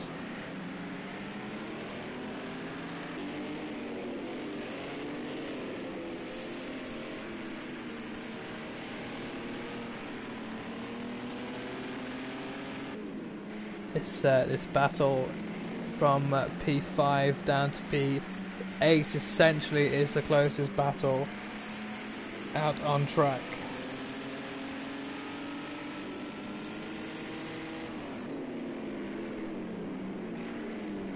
Can these drivers provide something special? The drivers now getting very used to the track. It's the 3rd time they've been around here, but it's a very different format of car. in the Aston Martin DBR1. Our first race was in the Formula Renault 3.5. That was won by Inter All Sorts, if I can remember correctly. Don't catch me on that one. No, it was, first race was won by Harry, Amit Stubb and Inter All Sorts on the podium. Second race was in the Lamborghini Super Trofeo. It was Sam Thumfinger, Harry taking P2 and Inter All Sorts took P3. We see a moment there actually who one of the cars is round. Who was that? Is that Liam who's gone round? He has, and he's caught a couple of drivers with him, so waiting to see how this all turns out. Sam is in P4. Inter All Sorts has now found his way up into P5. Charlie Goff is in P6. Liam and Wayne have swapped places. I wonder if Wayne's tried to go on the inside and he's overcooked a little bit too much. And he's now dropped down the order, and Wayne is in P8. Ali is in P9, and there's Johnny Joyrider. He's been able to close the gap up, and he's quite close to the back of Ali. Will he have a look to take a move on the inside going into turn 1? Gives Ali lots and lots of room on the outside. The cars come together. Johnny Joyrider is through. Can he get it stopped in time? Runs the car a little bit deep. This gives Ollie the opportunity for fight back, but Ollie's a bit too heavy on the power coming out of the corner, and that's given Johnny Joyrider the position, and Johnny is up into P9. He's got a long way to go with 5 minutes left. Can he catch the 7 seconds ahead? Meanwhile out front it is Harry who's out front. He was a 1:43.1 last time around, and Mint Stubb 1:42.5, so Ambient is catching. Ambient has had to deal with the battle from Kingy behind. We see Ambient and Kingy are in the background there, so waiting to see. Wonder if Ambient's made a mistake, because Kingy is all over the back right now. So Harry comes across the line. His lap was a 1:43.4. Just double 1:44.6, and the Kingy a 1:43.4. So yeah, Kingy definitely closed up on that lap around. A rare mistake from Ambient. Stubb has pulled back into the picture, and that's allowed Harry to go through. And if you say that Kingy has gone around, he's been able to keep it running though, as he's now reversing on the apex. He's got a little bit of time, so he's comfortable to do this. He does have a little bit of time to Sam, as Sam now comes down into the apex of the first corner. Gets the car very sideways and powers out of it. That's how he wants to do it, but Sam is now only 6 seconds behind Kingy ahead. There's a considerable gap now forming through the rest of the field. There's Inter All Sorts. He's having a quiet race, but a good race so far. He's up into P5. Charlie Goff is behind in P6, and then there's this battle for Liam in P7 and Wayne in P8. Johnny Joyrider is in P9, running a very wide there, and Ollie, who's starting to get grips of the car now with 3 minutes left to go, in P10. Jinx is in P11. Kobe and Ice Dude are retirees. Those are the 2 blue dots you can see in the pits. They are the drivers who have retired from the race. This is your race leader, Harry, who's under a lot of pressure from Ambient Stubb. We see Ambient Stubb now have to loosen Kingy in the background. Has been freed up to put his foot down, and he's closed up about a second or so on this lap. We'll check the times across the board. Harry does a 1:45.6, Ambient Stubb was a 1:43.7, so Harry the one this time out making a mistake, dropping nearly 2 seconds.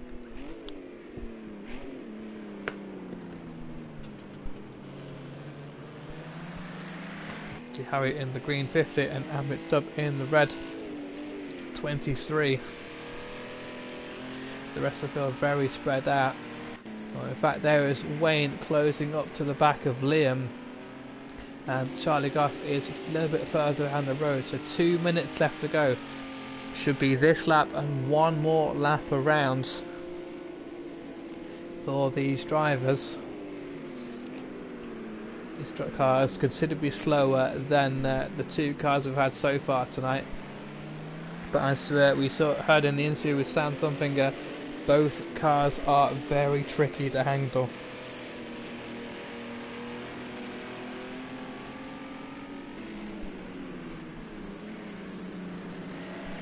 You're watching Wayne close up to the back of Liam. It's a very interesting line there. Liam gets very short on the exit. Have we got any penalties for the timings? So Harry's carrying a second, as is Kingy. No other drivers have race penalties. In fact, Wayne runs very deep there. Have a look around the outside. If he can pull this up, it'd be a fantastic move. But I think he runs a little bit too deep. It was a good try from Wayne, but he's now got a really good run out of the corner. Liam goes defensive. Watch Wayne to have a good run off the corner here, and use the hopefully use some of the momentum coming down the straight into the slipstream. Is he close enough coming down the hill? I'll jump on board with Wayne. Has he got enough momentum coming down into the chicane? I think he's a little bit too far back this time around. Closes up a little bit onto the brakes. Can he get the car turned on as he absolutely can? Liam runs a little bit over the curb. That's going to compromise his exit. But then look to defend. Very knowledgeable racer is Liam. Knows to get off that racing line, try and break the toe, but Wayne is so very, very close, and he's already alongside before we've even got onto the exit. Has he got enough pace and drive off the corner to make a move down to turn one? Liam had a really good final drive there. Wayne goes deep around the outside. Can he get the car stopped? Will he look for a cutback? Wayne just carrying a bit too much speed, more speed than he anticipated, with the side draft of the number 14 ahead. Both drivers really giving it their all. Liam is putting on a bit of a defending masterclass here, and Wayne doing everything he can. He clearly has that little bit more pace, but he just can't get his car into position to make a move as Liam comes off the racing line and back on the racing line and takes out Wayne. That will be the end of that battle. We'll see if Liam is waiting up there. He's at fault. Wait for these guys. There's Johnny Joyrider and Ollie rejoining. Fair play to Liam, aware he was the one made a mistake. Didn't realise how quick Wayne was closing in on the battle there. But the race is done out front. There is Harry, who takes P1. Ambient Stub takes P2. And it's going to be Kingy who takes P3. Sam will take P4 in the end. Inter All Sorts will be in P5. As he's just coming across the line now. Charlie Goff is going to take P6. Here he's coming across the line. Johnny Joyrider in the end, really good recovery drive from him. He's going to take P7, and it should be Ollie in P8 after the battle behind, with Wayne and Liam not ending favourably, and then Jinx rounds up the grid in P11. As we mentioned, there's Kobe and Ice Dude are non-finishers for this race.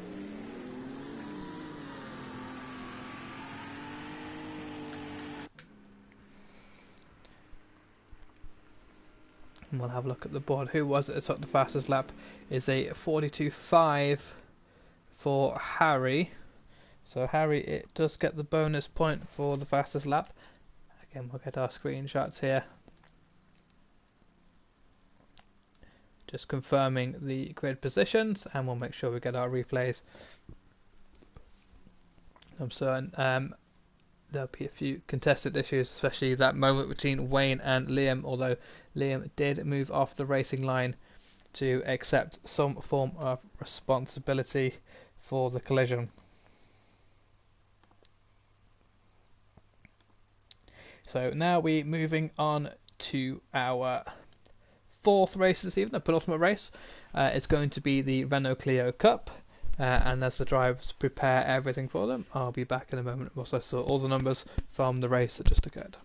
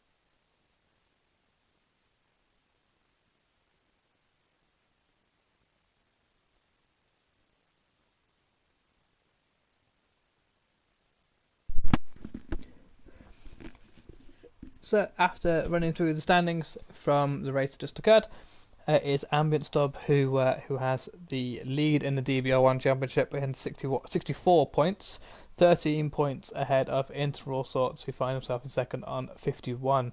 Then it is Sam in P3 with 46, Kingy in P4 with 45, and Veilside, who didn't race tonight, with 43. The next race being the Renault Clios. The current standings, it is Ambient Stub who leads the charge in that one with 47 points. Sam is in P2 with 43. Charlie, front wheel drive specialist, with 37, and Veilside in fourth with 35. So we're just waiting for the drivers to finish up with their cars and selections so we know who is running in which car, and then we'll get on to the practice.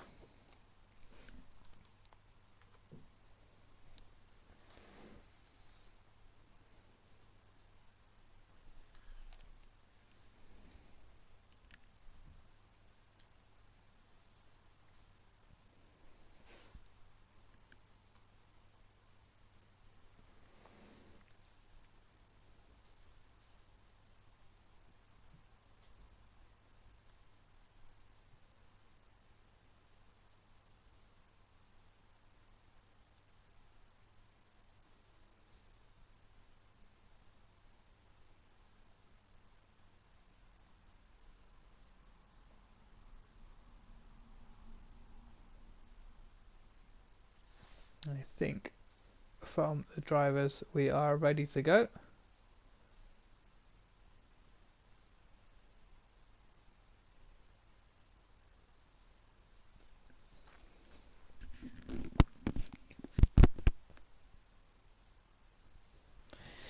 So for the fourth time tonight, we will be heading back out around the Nurburgring sprint circuit.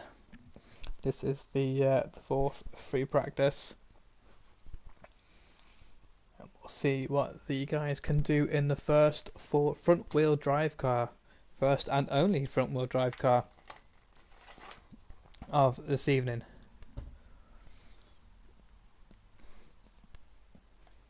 So there's only going to be one more race after this one, which is going to be the GT5s. These two are the races that I've been anticipating the most. These are the two races who normally turn out the most amount of fun. The Formula Renault's very quick cars, but you have sort of car that you need to have that niche experience. Same with the Super Trofeo. The Aston Martin DB01 is the type of car that you can either love or hate. It's the Marmite car, if you will. And then we're on to the cars that almost everyone seems to have driven, especially touring type cars.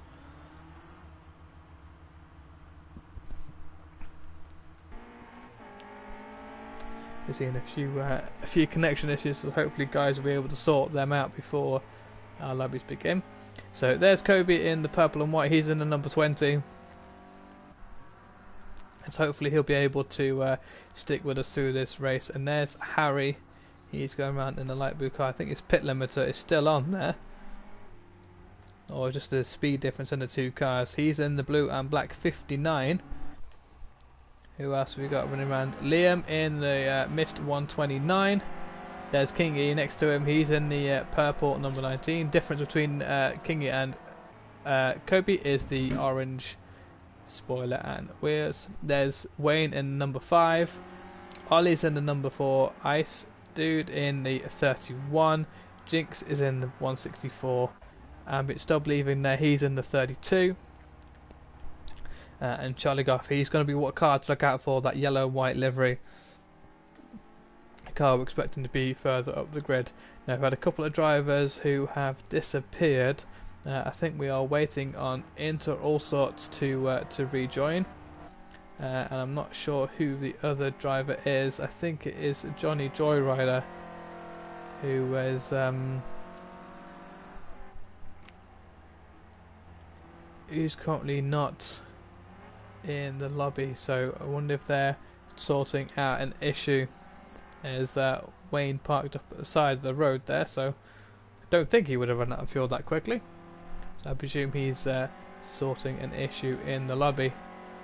In fact, there is Johnny Joyride. Yeah, he's in now. He's in the 29. So just waiting for Inter All Sorts to be the final car on the grid. In fact, there he is now. He's just been able to join the lobby. So yeah, Inter All Sorts. The one of the guys, common number of guys who's on dad duty in the middle of these races. So short sprint races do mean that if you do need to disappear and miss a race, you can miss a race, but thankfully we've been able to keep the drivers throughout the night. We are going to jump on board and have a look at how the what a lap looks like in the hands of Charlie Goff. So Charlie Goff coming out of the final corner in third gear, drops it into fourth on the straight. Will it be able to top the car out? Remember, these guys are running on default setup, so there's only very limited options they can change, and those options are whether you have a loose or a stable. There's a couple of things you could change inside the car, but not much. Gets it down into first gear, takes the first apex really nicely, puts the power down. This is a very tricky corner for the clears. There's a lot of lift off oversteer, but Charlie Goff's got it all in hand. Gets it nice and wide, throws the front end in, gets the car slowed down. Here's the transfer of weight to get round to the right hand, a nice little drift there. If you're watching the cars come round, will Charlie be able to get the car nicely drifted around this sprint loop? He does, hits the apex perfectly at the second corner, so he's powered out, expecting this to be quite a quick lap time for Charlie Goff. If he can hook up the rest of the lap, he's got these apexes nicely on target, carrying a lot of speed through these corners, and that is the key in these front wheel drive cars with very minimal power, is carrying at speed, as Harry and Ollie have gone quickest, 3 seconds faster than the other drivers at the minute. We have a few what we'd call front wheel drive specialists in the lobby. Ollie, Charlie Goff are definitely two of them. Ice Dude is another, but these guys are more accustomed to driving in the touring car rather than the Clio Cup. So we'll see how that skills transfer. As for Ollie, it's clearly working for him so far. Can he keep the pace up in the race? Charlie Goff comes across the line, and it was a 1:41.4, so splits the two. It's a really good lap there for Charlie.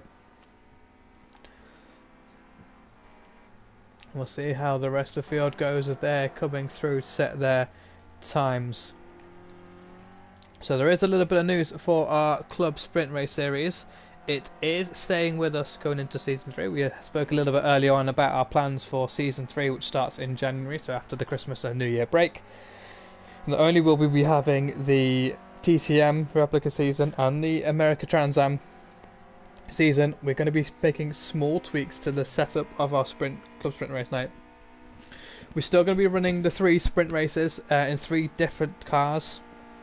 We're then going to be running a mini endurance race, handicap endurance race, based upon the results from those 3 races. So the winner of the of car 1, well, the people on the podium, I should say, for car 1, will get to keep those cars for the mini endurance. The winner of car 2 and the winner of car 3, and if you get to win more than one of the races, you have the choice of keeping those cars and choosing your car for the mini endurance race.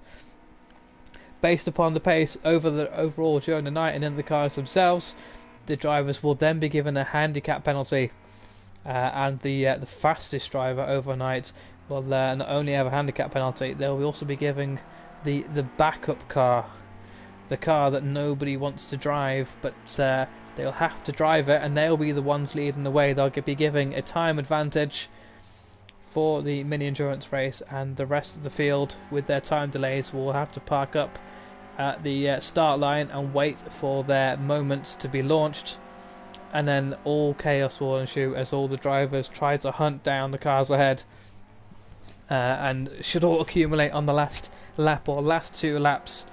We'll find all the cars on the final lap and across the line.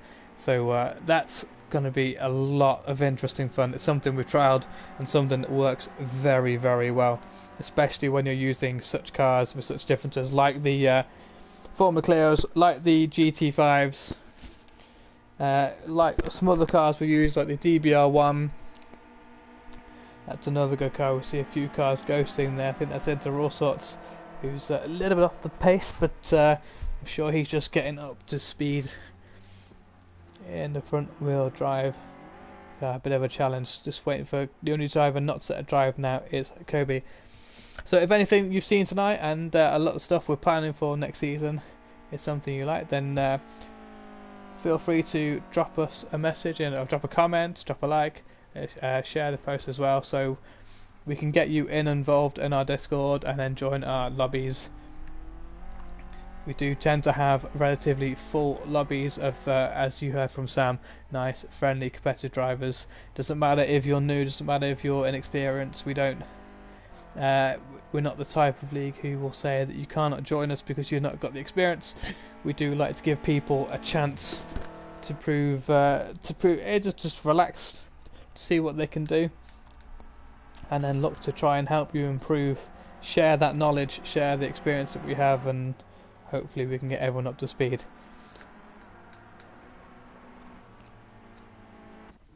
And then it ends in some rather interesting races. As we mentioned, we've had a couple of races where they've been very, very close, come to the finish, and sometimes throughout the race. So everything still super good as Wayne gets into the 42s there, with 42 completely flat. He's found a lot of time there. That's a really good result for Wayne, another driver who's starting to get used to the front wheel drive cars, who's had some really good laps, really good races out in the Megane in the touring cars. He also had his best result. We chat on stream with Wayne with his best result. He had a P2 finish in a rain affected Fuji.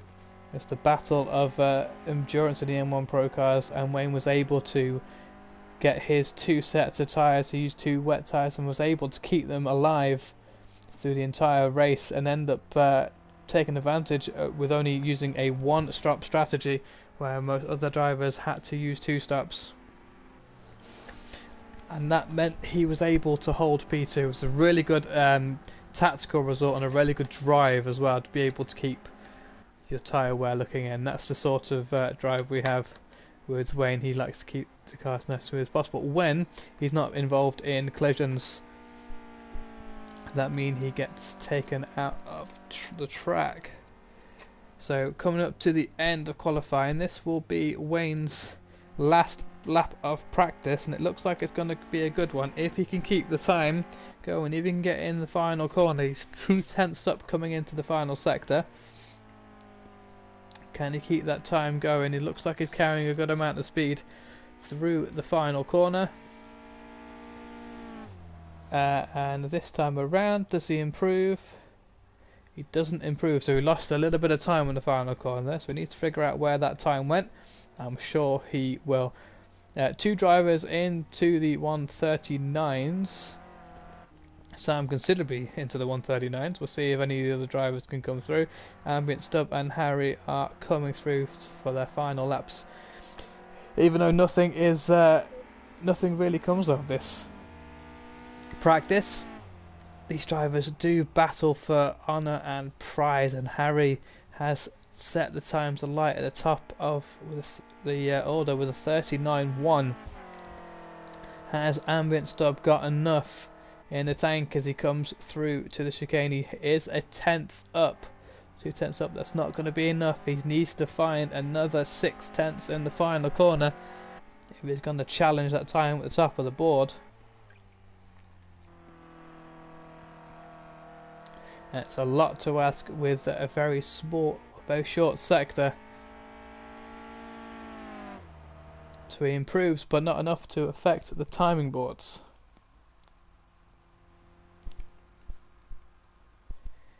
So that was the practice, and for almost the final time, we will be heading into the grid order.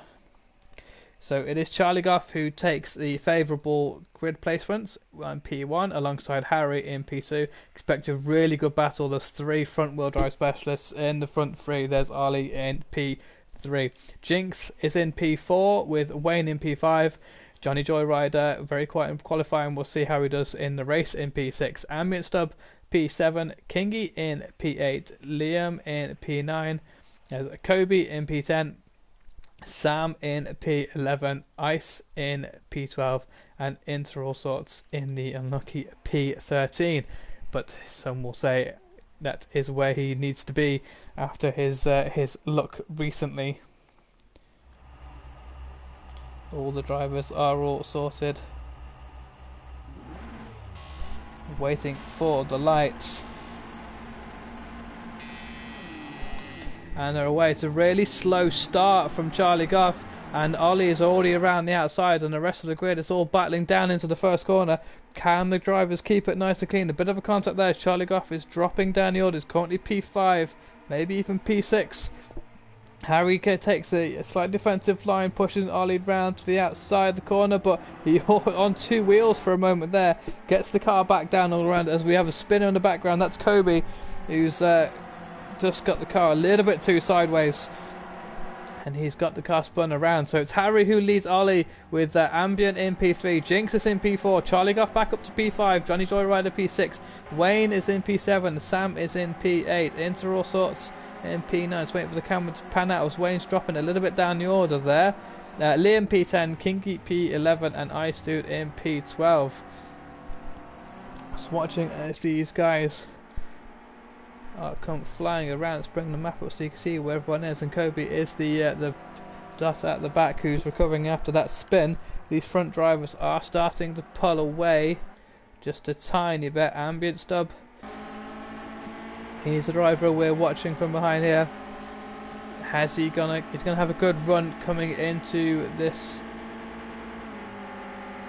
chicane. Harry out front, there's Ollie. It's very late on the brakes, able to close the gap as Ollie gets on 2 wheels and manages to keep it. Just about keeps it. It's a really good car control there from Ollie, but Ambient Stub has been compromised. A little bit further back there is a really big battle. This is Johnny Joyrider, who's, you can see the battle ahead. There's Kingy, Sam, Charlie Goff, Liam, and Jinx is also there. So Charlie Goff having a recovery drive from his quite poor start, but he's under a lot of pressure from cars around him as he's dropping down. The order is into P7. Sam in the dark yellow there around the outside, Liam in the orange and white, with Jinx in P4 in the blues. Really good first opening lap by Jinx. Can he keep this up? Hopefully he can. We like to see his level of consistency as Sam is through once more, and Charlie Goff would fight back, but Jinx is slow off the corner. That's going to slow Sam down, and it's going to be 4 cars going into the sprint loop. Sam looks to go around the outside. Jinx gets all caught up between the 2 drivers, and there's a bit of chaos there. Sam's around, Charlie Goff's around, all cars able to keep it out of the wall. It is Charlie Goff who was the biggest loser there. He got caught up in the battle. Somehow Liam and Sam able to keep it out of the wall and get back on track. Further out front, is Ambient Stub going to be able to dive inside? Don't think he can. I think Kobe is also retired for that evening. He's had 4 race entries and 4 race retirements, so he's not having the best of nights. That is for certain. The rest of the field though is all really bunched up as Ambient Stub gets a really good run off the corner. Is he close enough to Ollie to be able to pull a move off going into turn 1? The blue car out front, that is your race leader Harry, looking to get his 3rd win in 4 races.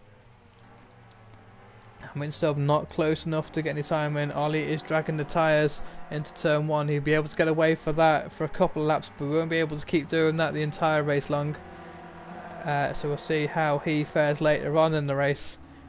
A little bit further back, we're waiting for the timing board to catch up. There is Kingy, who's now free of Liam. Kingy in the purple car Liam in the orange and white behind, he's in P5. Sam is up into P6, there he is, coming through shot now, dragging one of the back tyres around the corner. As we watch Liam get a really good run off the corner there. Sam with an even better run. Will he be able to have a look on the inside here? Thinks better of it. So does Liam. Just gets the car slowed down and see if we can throw it around the corner. Sam with much better exit, though, carried so much more speed, but Liam has the inside line coming into the left-hander, but then Sam will gain the advantage of the inside line here. As long as he doesn't run too wide, the position should be his. Johnny Joyrider in a 29 behind. He has Jinx Chief Company, and Jinx has Ice and Charlie Goff. So Jinx starting to drop down the order, but he's still doing a stellar job to keep his car up in that position and involved in the battle. Inter All Sorts is a lot further down the grid, and so is Wayne. So I wonder if these two guys have had a bit of a moment. Speaking of moments, out front, Harry was 2 seconds slower last lap, as so was Ambient Stubbs. So one of Ambient Stubbs gone for a move and has not been able to put it through, and Harry's also made a very similar sort of mistake, because Ollie is now all over the back of Harry. You can see the two contrasting lines between the drivers. Harry getting it tucked in nicely and trying to get off the exit, and Ollie trying to carry more speed around the outside line. Both lines are beneficial, so it'll be interesting to see how that fares later on in the race. The front three drivers have broken away a little bit from the field with 9 minutes remaining. This is the battle a bit further back, with Sam Thumbfinger in P5. Liam, under a lot of pressure, is in P6, and there's Johnny Joyrider closing up to the battle there of P8. Charlie Goff's dropped further behind, as has Jinx and Ice Dude. In fact, he's now under a lot of pressure from Inter All Sorts, so it'll be very interesting to see how the rest of this race fires out. There is you're watching Sam close the gap up ahead to Kingy, and Liam is keeping up with these guys, as is Johnny Joyrider. So hopefully we'll get to see a few more battles coming to the few final moments. You see the mini map on the right hand side, there's the 3 dots further ahead, just coming onto the straight now. That is Harry, Ollie and Ambient Stubb in that order. All 3 drivers separated by 2 seconds. Ambient Stubb the fastest of those 3 drivers. Then we have the battle on screen that you can see now. There's Kingy, Sam Thumbfinger, Liam is in the black and orange car, white and orange car, and then Johnny Joyrider behind, and there's Charlie Goff rejoining. He's had an up and down race, started in P2, dropped down to P7, back up to P4, and then back down again after a collision with Sam Thumbfinger, and both drivers able to miraculously keep the car at the wall, but Charlie was the one who was the most affected. Just past the halfway mark now, 5 laps gone, so another 4 or 5 more laps for you.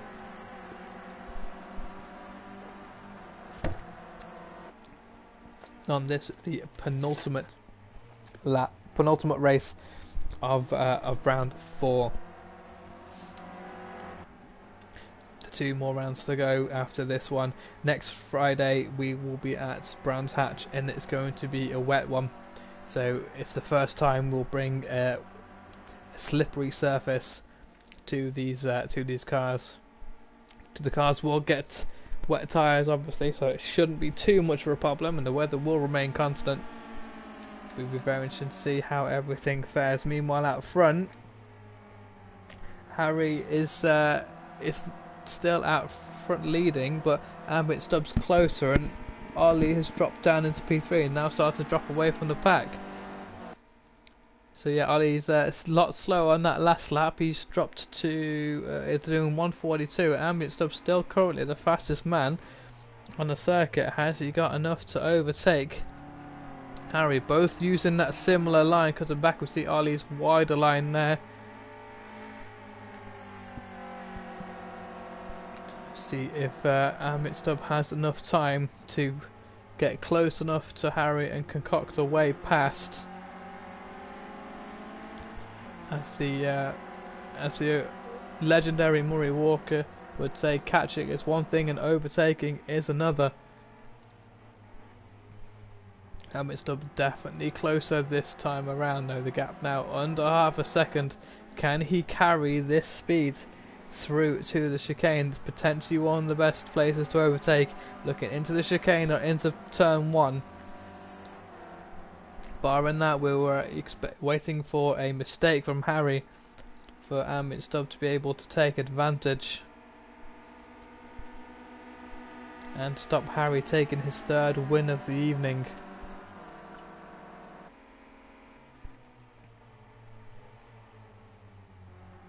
He's not able to get through this time around. There's Ambient Stub, he's in the number 32, Harry's in the blue car ahead.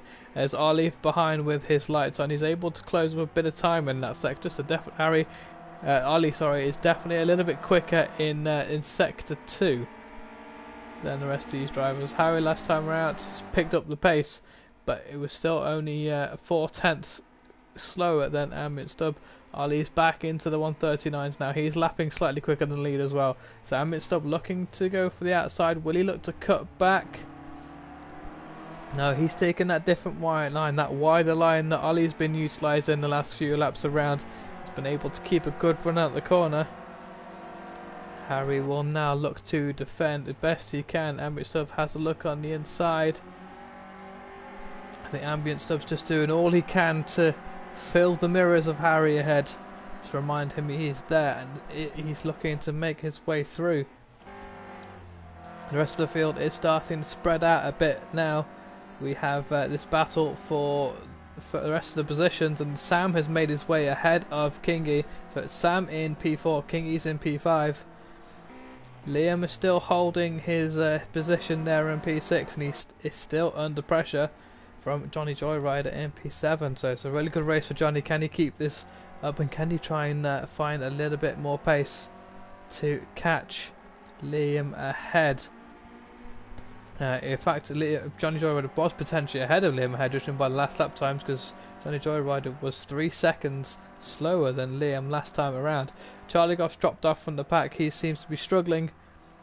He's picked up a lot of damage there, so yeah, he'll definitely be struggling with that damage. Into all sorts as well, he's down in P9. Jinx, who has a really clean car, which is really good news for him, he's in P10. iSuit is in P11, and Wayne, who has dropped down to P12, who had really good laps in practice, just not able to hook it up in the race for one reason or another. There's a moment there actually as we rejoin to watch Sam Thumping take the P3 position, so there's a massive amount of time loss there for Ambient Stub. So I'm not sure if Ambient's tried to make a move on Harry or he's made a massive mistake, because he's lost an awful lot of time and he looks to go around the outside of Sam. So Ambient has dropped down 2 positions, and he's also dropped 13 seconds away from the leader. There's an awful lot of time to lose, and in fact he's going to be under pressure from Kingy shortly.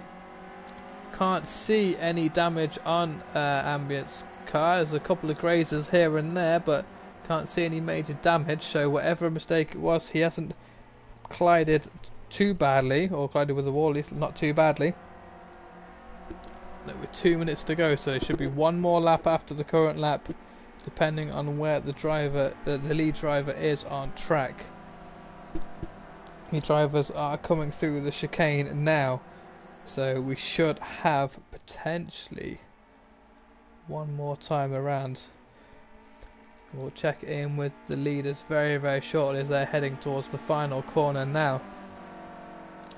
Ambient Stub will look to have a move on the inside of Sam, not this time around. Here is Harry with 1:34 left to go, 1:30 seconds left. So this will be the final lap. Lap 10 will be the final lap. Harry has a comfortable lead, so barring a driver mistake, Harry should take P1, and it's Ollie again. He should take P2, again barring a very bad mistake. There is Ambient Stub, who's got a really good run off the exit of the final corner, and he finds himself back up into P3. Can Sam fight back on the exit of the corner? Doesn't look so. It's a really good recovery drive by Sam and by Ambient Stub, who's uncharacteristically dropped down the order a few times. It's not like Liam, who's had a really good race. He finds himself still in P6, so barring any penalties, which we'll have a look now, should be from there. So it's 2 seconds for Sam, 1 for Kingy, 1 for Liam, 1 for Johnny Joyrider, and 1 for Inter also. So they will need to be counted into effect towards the end of the race. It's Johnny Joyrider is in P7, Charlie Goff is in P8, Inter All Sorts is in P9, Jinx is in P10. This is your race leader coming through the chicane for the final time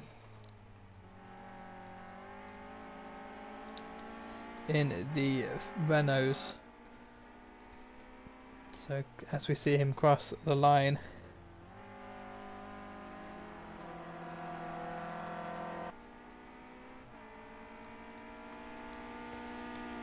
and there it is for his third race win of this evening. Harry takes the prime spot and Ollie ends up with a rather fortuitous P2, but he'll be happy nonetheless. Here's the battle between Stubb and Sam thumping it coming into the final corner. It's Stubb who recovers to take P3, Sam takes P4, and here is Kingy for a very quiet race in the end. He takes P4. Really good result for Liam. He takes P6. Johnny Joyrider just not able to get enough speed in the end to get back ahead, and then Charlie Goff, who managed to somehow keep it at the wall and somehow contact with the wall, he takes P8. Inter All Sorts takes P9. Really good race for Jinx. He's had a good clean race, only a few minor mistakes, but he gets P10. Wayne on his recovery takes P11, and Nico, who's not having the best of nights, and Ice Dude there in P12.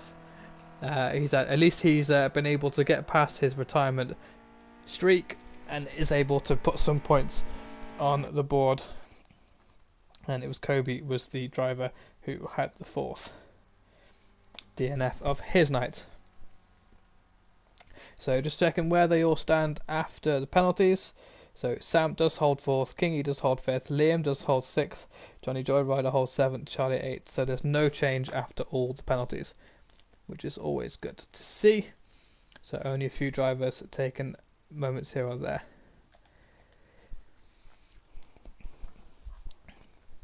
So again, we will just check to see who it was who had the fastest slap. Ambient Stub had a 38.9, so it's Ambient Stub who takes the spoils of the extra point. So even though he finished in 3rd, picking up 15 points, he will take an extra point, so it'll be 16 for him. That will lessen the loss from losing the points from the top of the grid. So with one more race left to go, we'll be taking the little break for the final time, and when we come back we'll be bringing you the 5th and final race of round 4 of our club sprint night.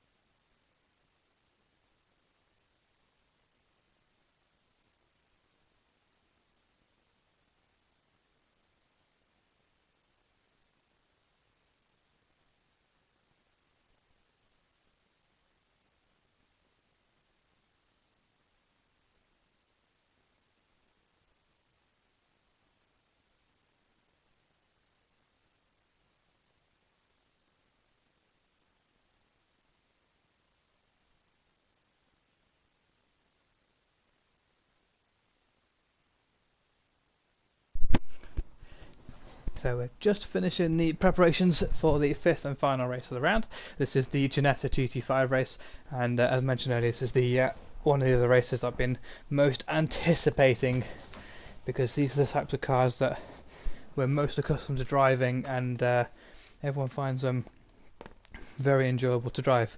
If you are enjoying the stream so far, if you're watching back the stream and you enjoy what you'd like to see, make sure you drop that like button. Subscribe if you haven't already. I'd like to see you join the network so we can keep showing you this sort of content. If you're there with us now, or even if you're watching back, I'd be good to hear which race you've enjoyed the most, or which move of the race, in fact, you've enjoyed so far, which bit of the race so far, and who is your driver of the night so far. Who is the driver that's impressed you the most with their maybe some of overtakes, or their driving, or even questionable driving?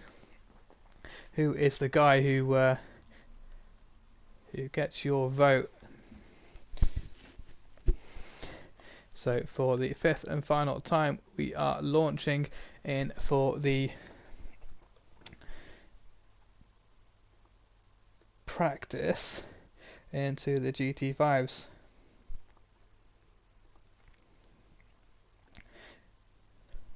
It's this type of track that especially in these cars, that does make you really miss being part of this race, being that 14th or 13th driver around this track, because these cars are genuinely fantastic to drive. I know a lot of people may not like them for their lack of power, but that's what makes them so much fun. It's very tricky to pull a massive gap ahead, and sometimes they can be so unpredictable, especially in a hot track like we have here. We're running on medium cloud. It's 1 o'clock in the afternoon, so the track temperature is around 30 degrees. Oh, sorry, 50 degrees, and air temperature is around in the 30s. So it's always see how far you can push these guys. Even in a sprint race, we're going to be looking at some tyre difficulties. So who have we got, and then what car we got them in? So Harry, he's won 3 of the 4 races so far tonight. Look out for him, he's in the 21, very quick in these cars. Charlie Goff is in the 29, I believe that is. Just wait for the car to pan around. It is the 29, the light blue and grey. Into all sorts, he is in the blue 55. Liam is in the red and number 3, the first time driving it. Judging by that wheel spin there, looks like Liam is in driving with a controller as well. Sam in his Pay 58 livery. Kingy's in the number 19 Makuda. Wayne, who will be in the 32 Owl livery. Ollie is in the 22, I believe. That is Ollie, yeah, in the white and black number 22. Johnny Joyrider is in the 39 in the AQI livery. You'll see 2 of those on track. There's the other one. There's the number 40. Number 40 will be Ambient Stub driving around. Then we have Ice Dude in the number 35. Number 38, my apologies, with the white and red stripes. And then Jinx in the number 17. Yeah, it's either 16 or 17 in the Emoji livery. So Jinx got the award for the dive bomb of the week last time around at Laguna Seca. Coming up towards the final corner, just got all the brakes locked up and wasn't able to stop. Thankfully, not doing too much damage. So we'll see how he fares on a track that has 2 very hard braking zones coming into turn 1 and coming into the chicane on the back straight. Now, Jinx, one of the first drivers out on track, so he'll be the first to sort of have a look at what sort of times. You see the drivers firing down the gears, getting the car turned in, and then up to speed.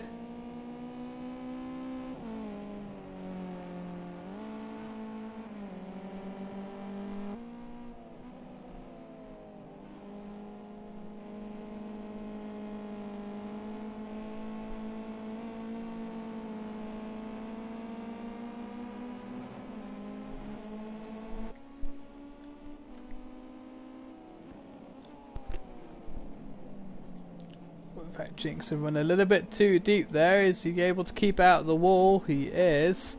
Just listening to the sound of these Janettas as they come flying around, almost like a swarm of wasps. You can see them, they're all in the same part of the track together. So Jinx has been able to, he's not going to have a good time reflective of his pace after that moment going wide into the wall. But there, I think it's Sam in the in that black and yellow livery there. He's going to be the first to pop a time up on the board. There's a couple of cars behind having a bit of a fight, enjoying the practice, if you will. So what sort of base times we're looking for the first lap around? Remember, these cars still getting up to temperatures, and expect them to get slightly quicker. So Sam comes around, sets a 1:40.5. Jinxie, after that wall riding moment, is 5 seconds slow. You can see a difference of pace there. Inter pops a 41.6. Kingy together on track, they do a 41.6 and a 41.7. Who else we got coming through the order here? Liam sits a 150, so he's at a moment as well. Johnny Joyrider with a 143. Charlie off with a 148. These drivers a little bit slow out of the traps. Currently waiting for Wayne, Ollie and Ice2 to set their times as well.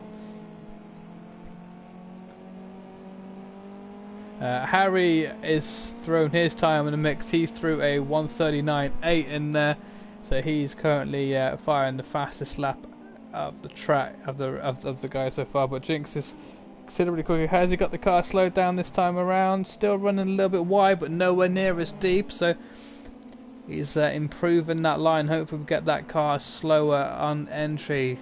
It's not. It's one of these drivers who's he's very much in our driver development program. He's learned the lines running very deep and wide there, so he's able to get back on track. Now he gets to practice defending, but Inter All Sorts is going to have a lot more pace around the outside, and Jinx just keeps out of the way. This is friendly practice, gets on the brakes. Jinx still able to improve this lap, which is good. So even if you're not having the best lap, you can still improve. Those curbs are going to be a factor as well into turn 1 and out of the chicane, because they're very easily flipped one of these cars if you get too much onto two wheels. Has any of the drivers? So Sam is up into the 39s as well, as Inter All Sorts and Kingy finding more time. They haven't this time around. Ammitstub the only driver yet to set a time. A couple of drivers not setting competitive times.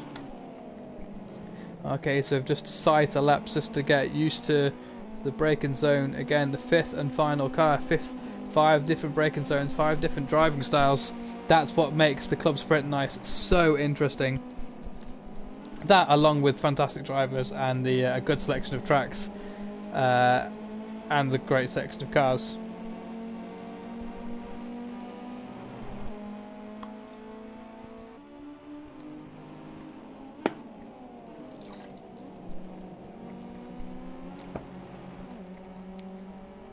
So Jinx able to get his car slowed down this time around, and he's able to let Kingy through. Now we'll get the benefit of being able to watch a slightly quicker driver and see a little, maybe pick up the braking zones.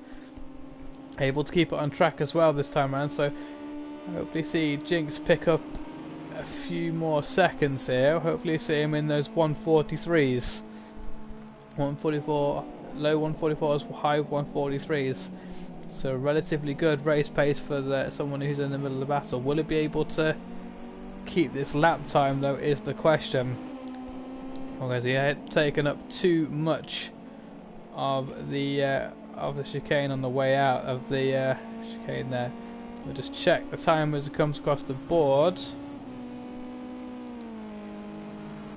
Jinx not able to keep that time, but it was a 1:42.4, so really promising that if we can keep it clean in the final chicane, he can run in those 1:42s. As Harry out front has on his last lap just ploughed through a 1:38.8, a clear second over Sam, who is going to be working hard to find that extra little bit of time.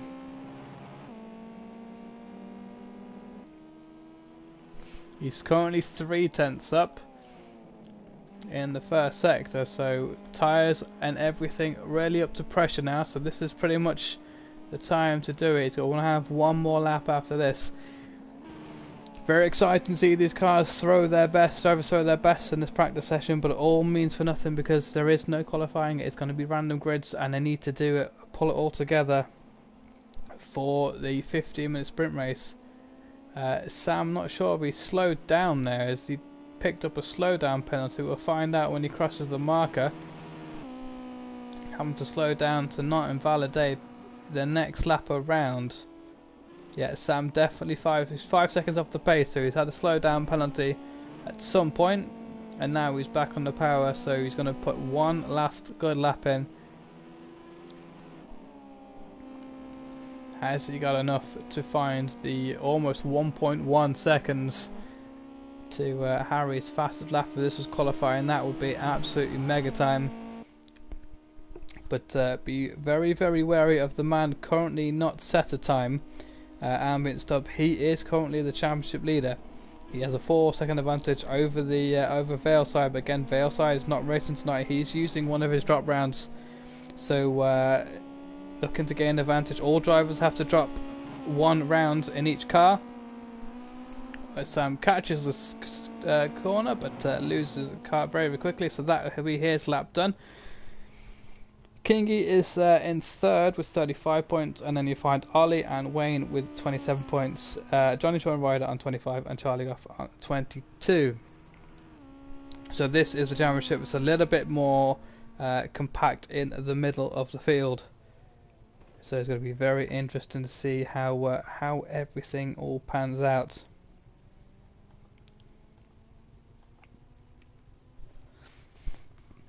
Just coming up to the end of practice. We started with 12 drivers, we ended up going up to 13, but we are back down now to the same 12 effectively that we started with.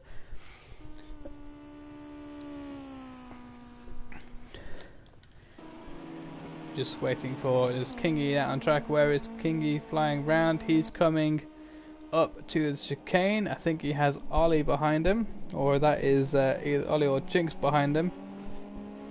Jinx was able to put an valid lap in the end with a 1:42.7. It's a really good lap. Let's see if the guys ahead. So he's if he can do that for what is effectively going to be another nine taps in a row, he should have a really good result. Does Kingy improve in his last lap? No. Jinxie also not improving. Just waiting for these drivers to head back to the pits. Ollie is coming around the final hairpin. Very tricky corner to get right, a very easy one to lose a lot of time with. Ollie not able to improve. Johnny's lap is done. This is Wayne, he'll be the final dry across the line. Has he got enough to improve on the 42.6? Taking a lot of curb on the entry, which is going to give him a lot of pace coming out of the corner.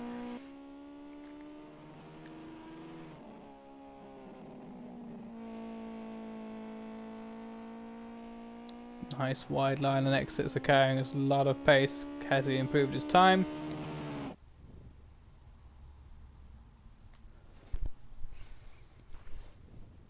He did, but only slightly. So for the fifth and final time, for round 4, we will head into our random grid and see how it all settles out. So on the front row we have Charlie Goff alongside Harry. Harry's had a very fortunate series of qualifying results, even though we didn't do any qualifying for sure. On the second row there is Ice Dude and Inter All Sorts. Expect these two guys, especially Inter All Sorts, to be fighting towards the top of the grid. On the third row, Kingy and Sam Thumpfinger. Again, it's going to be very interesting battle to see these guys fight their way to the front. On the fourth row, we have Ambient Stub alongside Ollie. And then on row 5, there's Jinx alongside newcomer Liam, who's been fantastic races so far. And the final and 6th row of the grid is Johnny Joyrider and Wayne. So again, for an unknown driver, we hadn't heard much from coming in. Highly recommended though, and Liam has pulled his own weight really well. So interesting to see how he fares in these slightly less powerful cars, the least powerful cars of the night. We're going to just wait for the drivers to get all in order. That we are. Bring up map. So for the final time, the drivers are on the grid and they're away. It's a really good drive off the line by I think that was Harry on the second row. Another slowish start from Charlie Goff. You see the cars start to fan out as they find their lines coming into turn 1. Harry is in front of Charlie Goff, and it's Ice Dude who leads into all sorts. Ice Dude squeezing into all sorts into turn 1. Make sure it leaves enough room. All drivers are currently through without any major incidents. One driver running slightly wide there, but Harry is out in front, and there is Insta all sorts fighting with Charlie Goff further back, and now he's under pressure from Sam Thumfinger, and there's Jinx making his trademark dive bomb move on the outside as Insta all sorts gets caught up with number 40. That's Ambient Stub and Kingy as well. No major dramas there though, but lost a little bit of time as the battle further back was fighting on. Liam is further up the grid when he started, so it's interesting. It's a massive moment going into the corner there. That's going to allow Ambient stuff around. Liam is kind of a little bit bullied out, potentially there's a little bit of rubbing going further back. Harry out front has opened up a considerable gap as Charlie Goff is now the cork in the bottle. Sam looking to power through on the outside. He's going to have the advantage in this little king. He should be ahead. Charlie Goff will have to back out unless he's going to run very wide. Sam is through. Yep, Sam is through. He's into P2. His now job is to catch Harry, who we saw in practice has a lot of pace. There is one driver at the side of the track and retired. And one driver is at the back of the grid recovering as well. I'm not sure who the retirer is. We'll go through their names in a moment. So there's your race leader, Harry, coming down the white car. He's followed by Sam Thumfinger in P2. There's Charlie Goff and Inter All Sorts. Inter All Sorts looking to move on the inside. Has got it done. It's going to be all on the braking zone for Inter All Sorts. Can he get the car slowed down in time and turned in? Charlie Goff just has the advantage. He just has the his nose ahead, but Inter All Sorts has the better drive out the corner, and he does take the place. Charlie Goff now dropping down into P4. Then there's Kingy in P5. Ollie's in P6. Ice Dude, who's dropped down from P3 down to P7, so he's just trying to keep his nose clean as best he can. Liam in the red, number 3 there, he is in P9. Wayne is in P8. Wayne is in P9. Johnny Joyrider in P10, and Jinx in P11. Just checking through my list to see who it is that that has retired.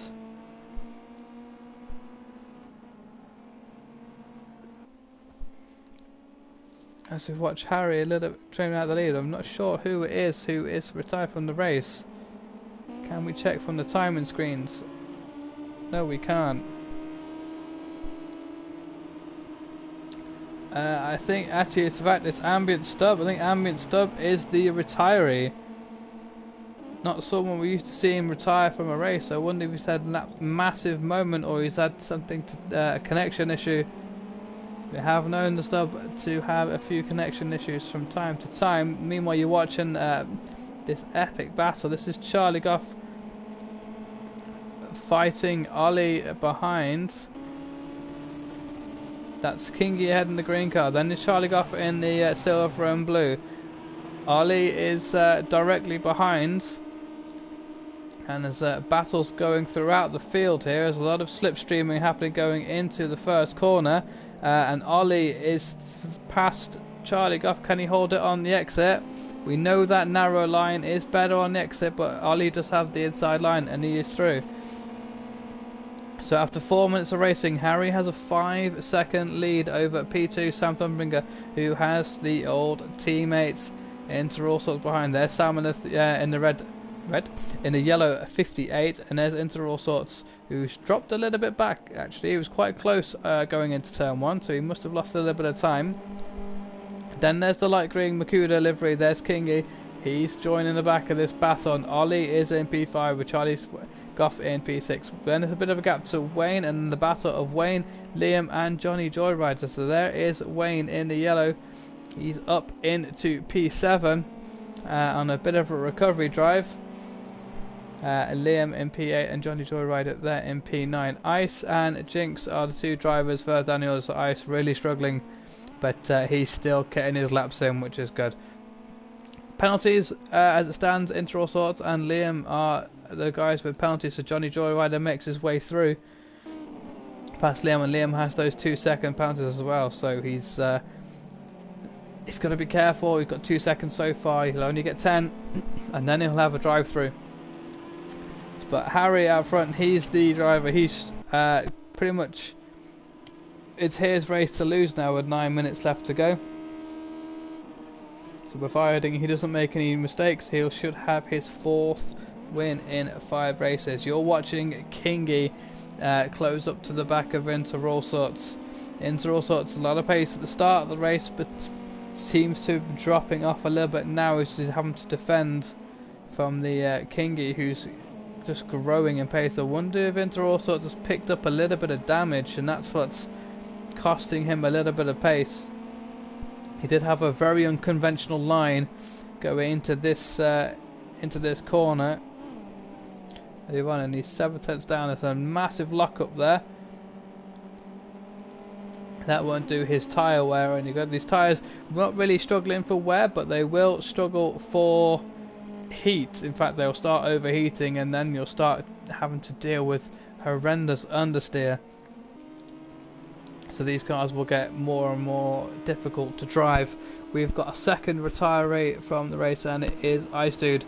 Ice Dude has retired, so he has picked up some races, some points for tonight, but he's just not enjoying these cars out. As Kingy looks to make a move around the outside, has he got it done? Has he got the car stopped inside? Inter All Sorts will fight back, but it is Kingy who's made a good move around the outside coming into the airpin.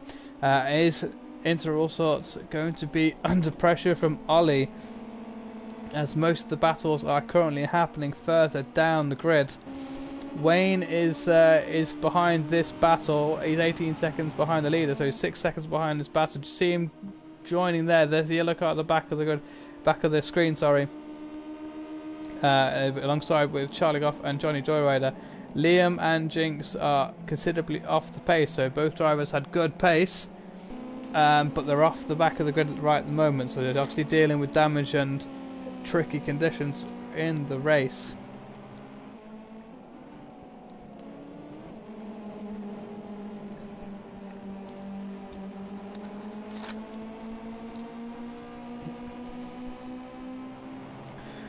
Currently watching the battle for P4. There's Kingy, who currently holds the 3rd podium spot,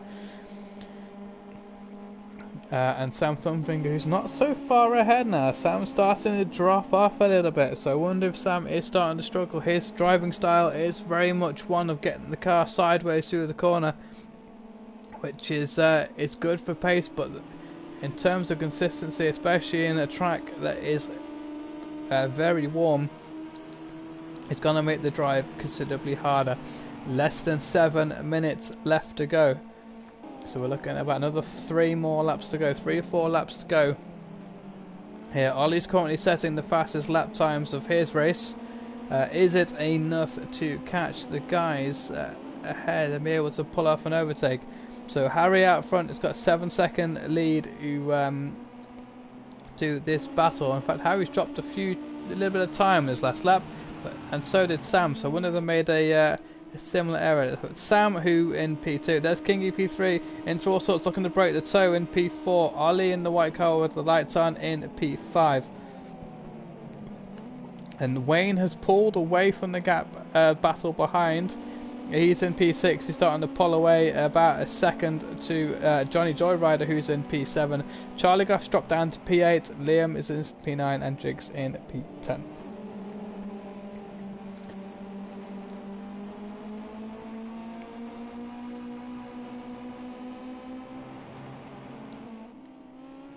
I think we've had another moment for Harry, because the lap times to the cars ahead have dropped down. I wonder if Harry is struggling with grip into one of the corners, or he's just trying to manage his tyres in such a way that he's still going to have tyre life left towards the end of the race. So 4 seconds off his current race pace. Sam Thumfinger is in P2, 5 seconds behind, so that gap to the race leader has dropped by 5 seconds. But yeah, there he is. Harry is 4 seconds down in Sector 1 and Sector 2. And there he's around, he's lit the tyres up and he's around, and he gets the car back on track. That's where Harry made his mistake, and now he's going to be caught smack bang in the middle of this battle. In fact, Ollie is through. Ollie's through up into P4, and he's now going to be chasing the back of Harry. So this is the battle for first. 5-driver battle. We've lost another driver. I think that's Liam. Liam has just not been able to get around. So 3 drivers retiring from this final race. Top 8 drivers all within 15 seconds.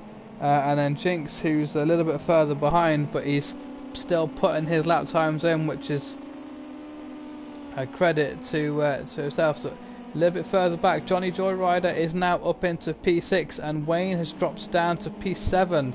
So I'm not Wayne with a very slow lap time last time around. So he's must have picked up a mistake. This was your race leader watching on screen, but he's now dropped down into P3. And struggling to find a little bit of form around this track. As we picked up on the stream, tyres are going to be a massive factor in these cars. They're not exactly powerful, but they very easily over-pressurised in heat, and that makes them very difficult to drive.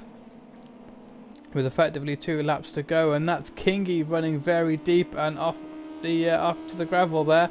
He's going to be very vulnerable to the cars behind. We're watching Into All Sorts and Ollie as they got in there close enough to make a gap. If Ollie is round, will Into All Sorts try and take advantage? Kingy looks to defend. Will Into All Sorts try and go around the outside? No way through there. But Into All Sorts does have a better run on the exit. Is Kingy going to be dropping down from P2 to P5 in a matter of corners? He is, but we know Kingy's got that talent to be able to fight back. And he now, after Into All Sorts overtaken, he's also got the toe as well. So not the best place to be overtaking a competitor for sure. Into All Sorts has pulled well off the racing line, using the wall to try and gain a little bit of speed. But Kingy has the toe ahead, and Into All Sorts is has suffered a little bit there. I wonder if Kingy has a little bit of technical gameplay in there. I wonder if Kingy has slowed down strategically to get that slipstream into the first corner. Such is the power of the toe, and now Into All Sorts is back down in P5. Under 3 minutes remaining, so 2.5 minutes to go. There's Sam, who is the race leader. He's coming around. If he wins this race, he'll win the second race of the night. His other race coming in the Lamborghini Huracan Super Trofeo in race 2, but he's run a little bit wide there. He's got to be careful he doesn't pack up too many penalties. Further behind, Into All Sorts has picked up 6 seconds of penalties. He's only got 2 more penalties, or effectively 1 more penalty before he gets a drive through, and that will drop him all the way down to the back of the grid. Johnny Joyrider has 4, Wayne has 4, Charlie Goff has 1, and Jinx has 2 seconds. So Sam, this last lap, very slow. In fact, he's dropped 2 seconds there, and Harry is now through. So yeah, Sam has acknowledged his slowdown penalty, and that has allowed Sam through. But Ollie finds himself in P3, and right now, one of the most consistent drivers on the field is just able to keep pulling these lap times in as we go on to our 9th and final lap. The first front drivers separated by less than 5 seconds, and the entire grid, with the exception of Jinxie, separated by 20 seconds.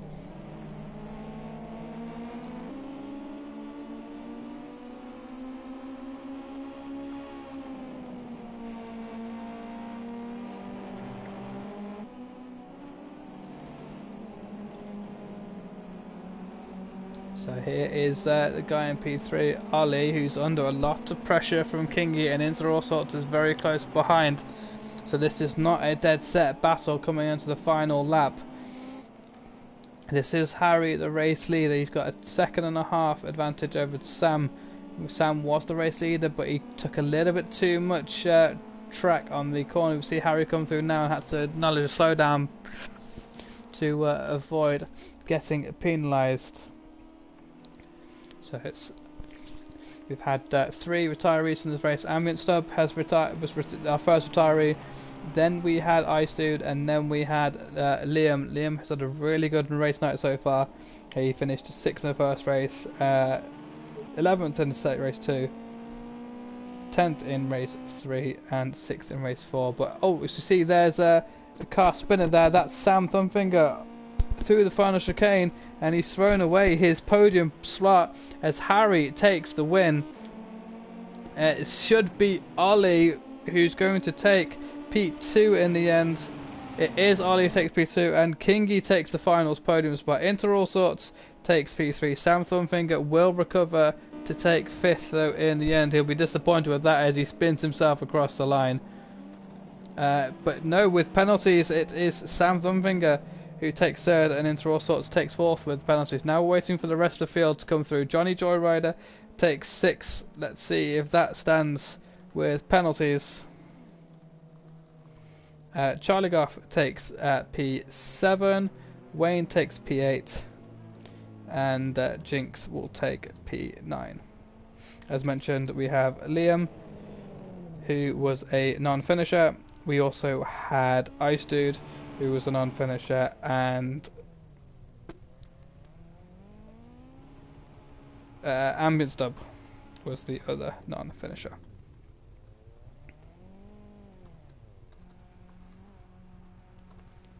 So we're just waiting to see who picked up the final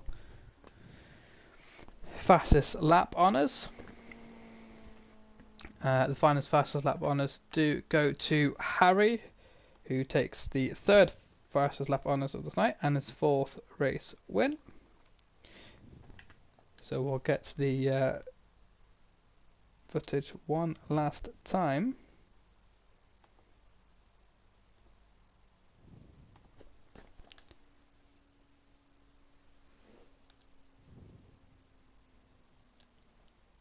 And just get the screenshots just to be sure. And that is your lot, ladies and gentlemen. That was round 4 of the Sprint Race Championship here at Fresh Sim Racing. Hope you've enjoyed being with us. We've brought you some entertaining battles. If you've liked what you've seen on stream, don't forget to pop a like, comment on your driver of the day. Would love to see who your favourite driver was, who you think did perform the best tonight, and who is you didn't enjoy the most as well. Who was the luckiest driver? Who was the one who took advantage of the random grids? Let us know. It was Into All Sorts last week. He probably was Into All Sorts again this week, so it would be good to hear from everyone else on their thoughts. Hope you all have a fantastic week ahead, and we'll hope to see you again next week as we bring you round 5, the penultimate round of Brands Hatch at Sprint Club races. If we do have other races, we'll be dropping our Discord information in the like and the comments. If you want to join us, again, just feel free to put us a mention in the comments, and one of our team will get back to you. But other than that, thank you very much for joining us, and we hope you have had a fantastic week.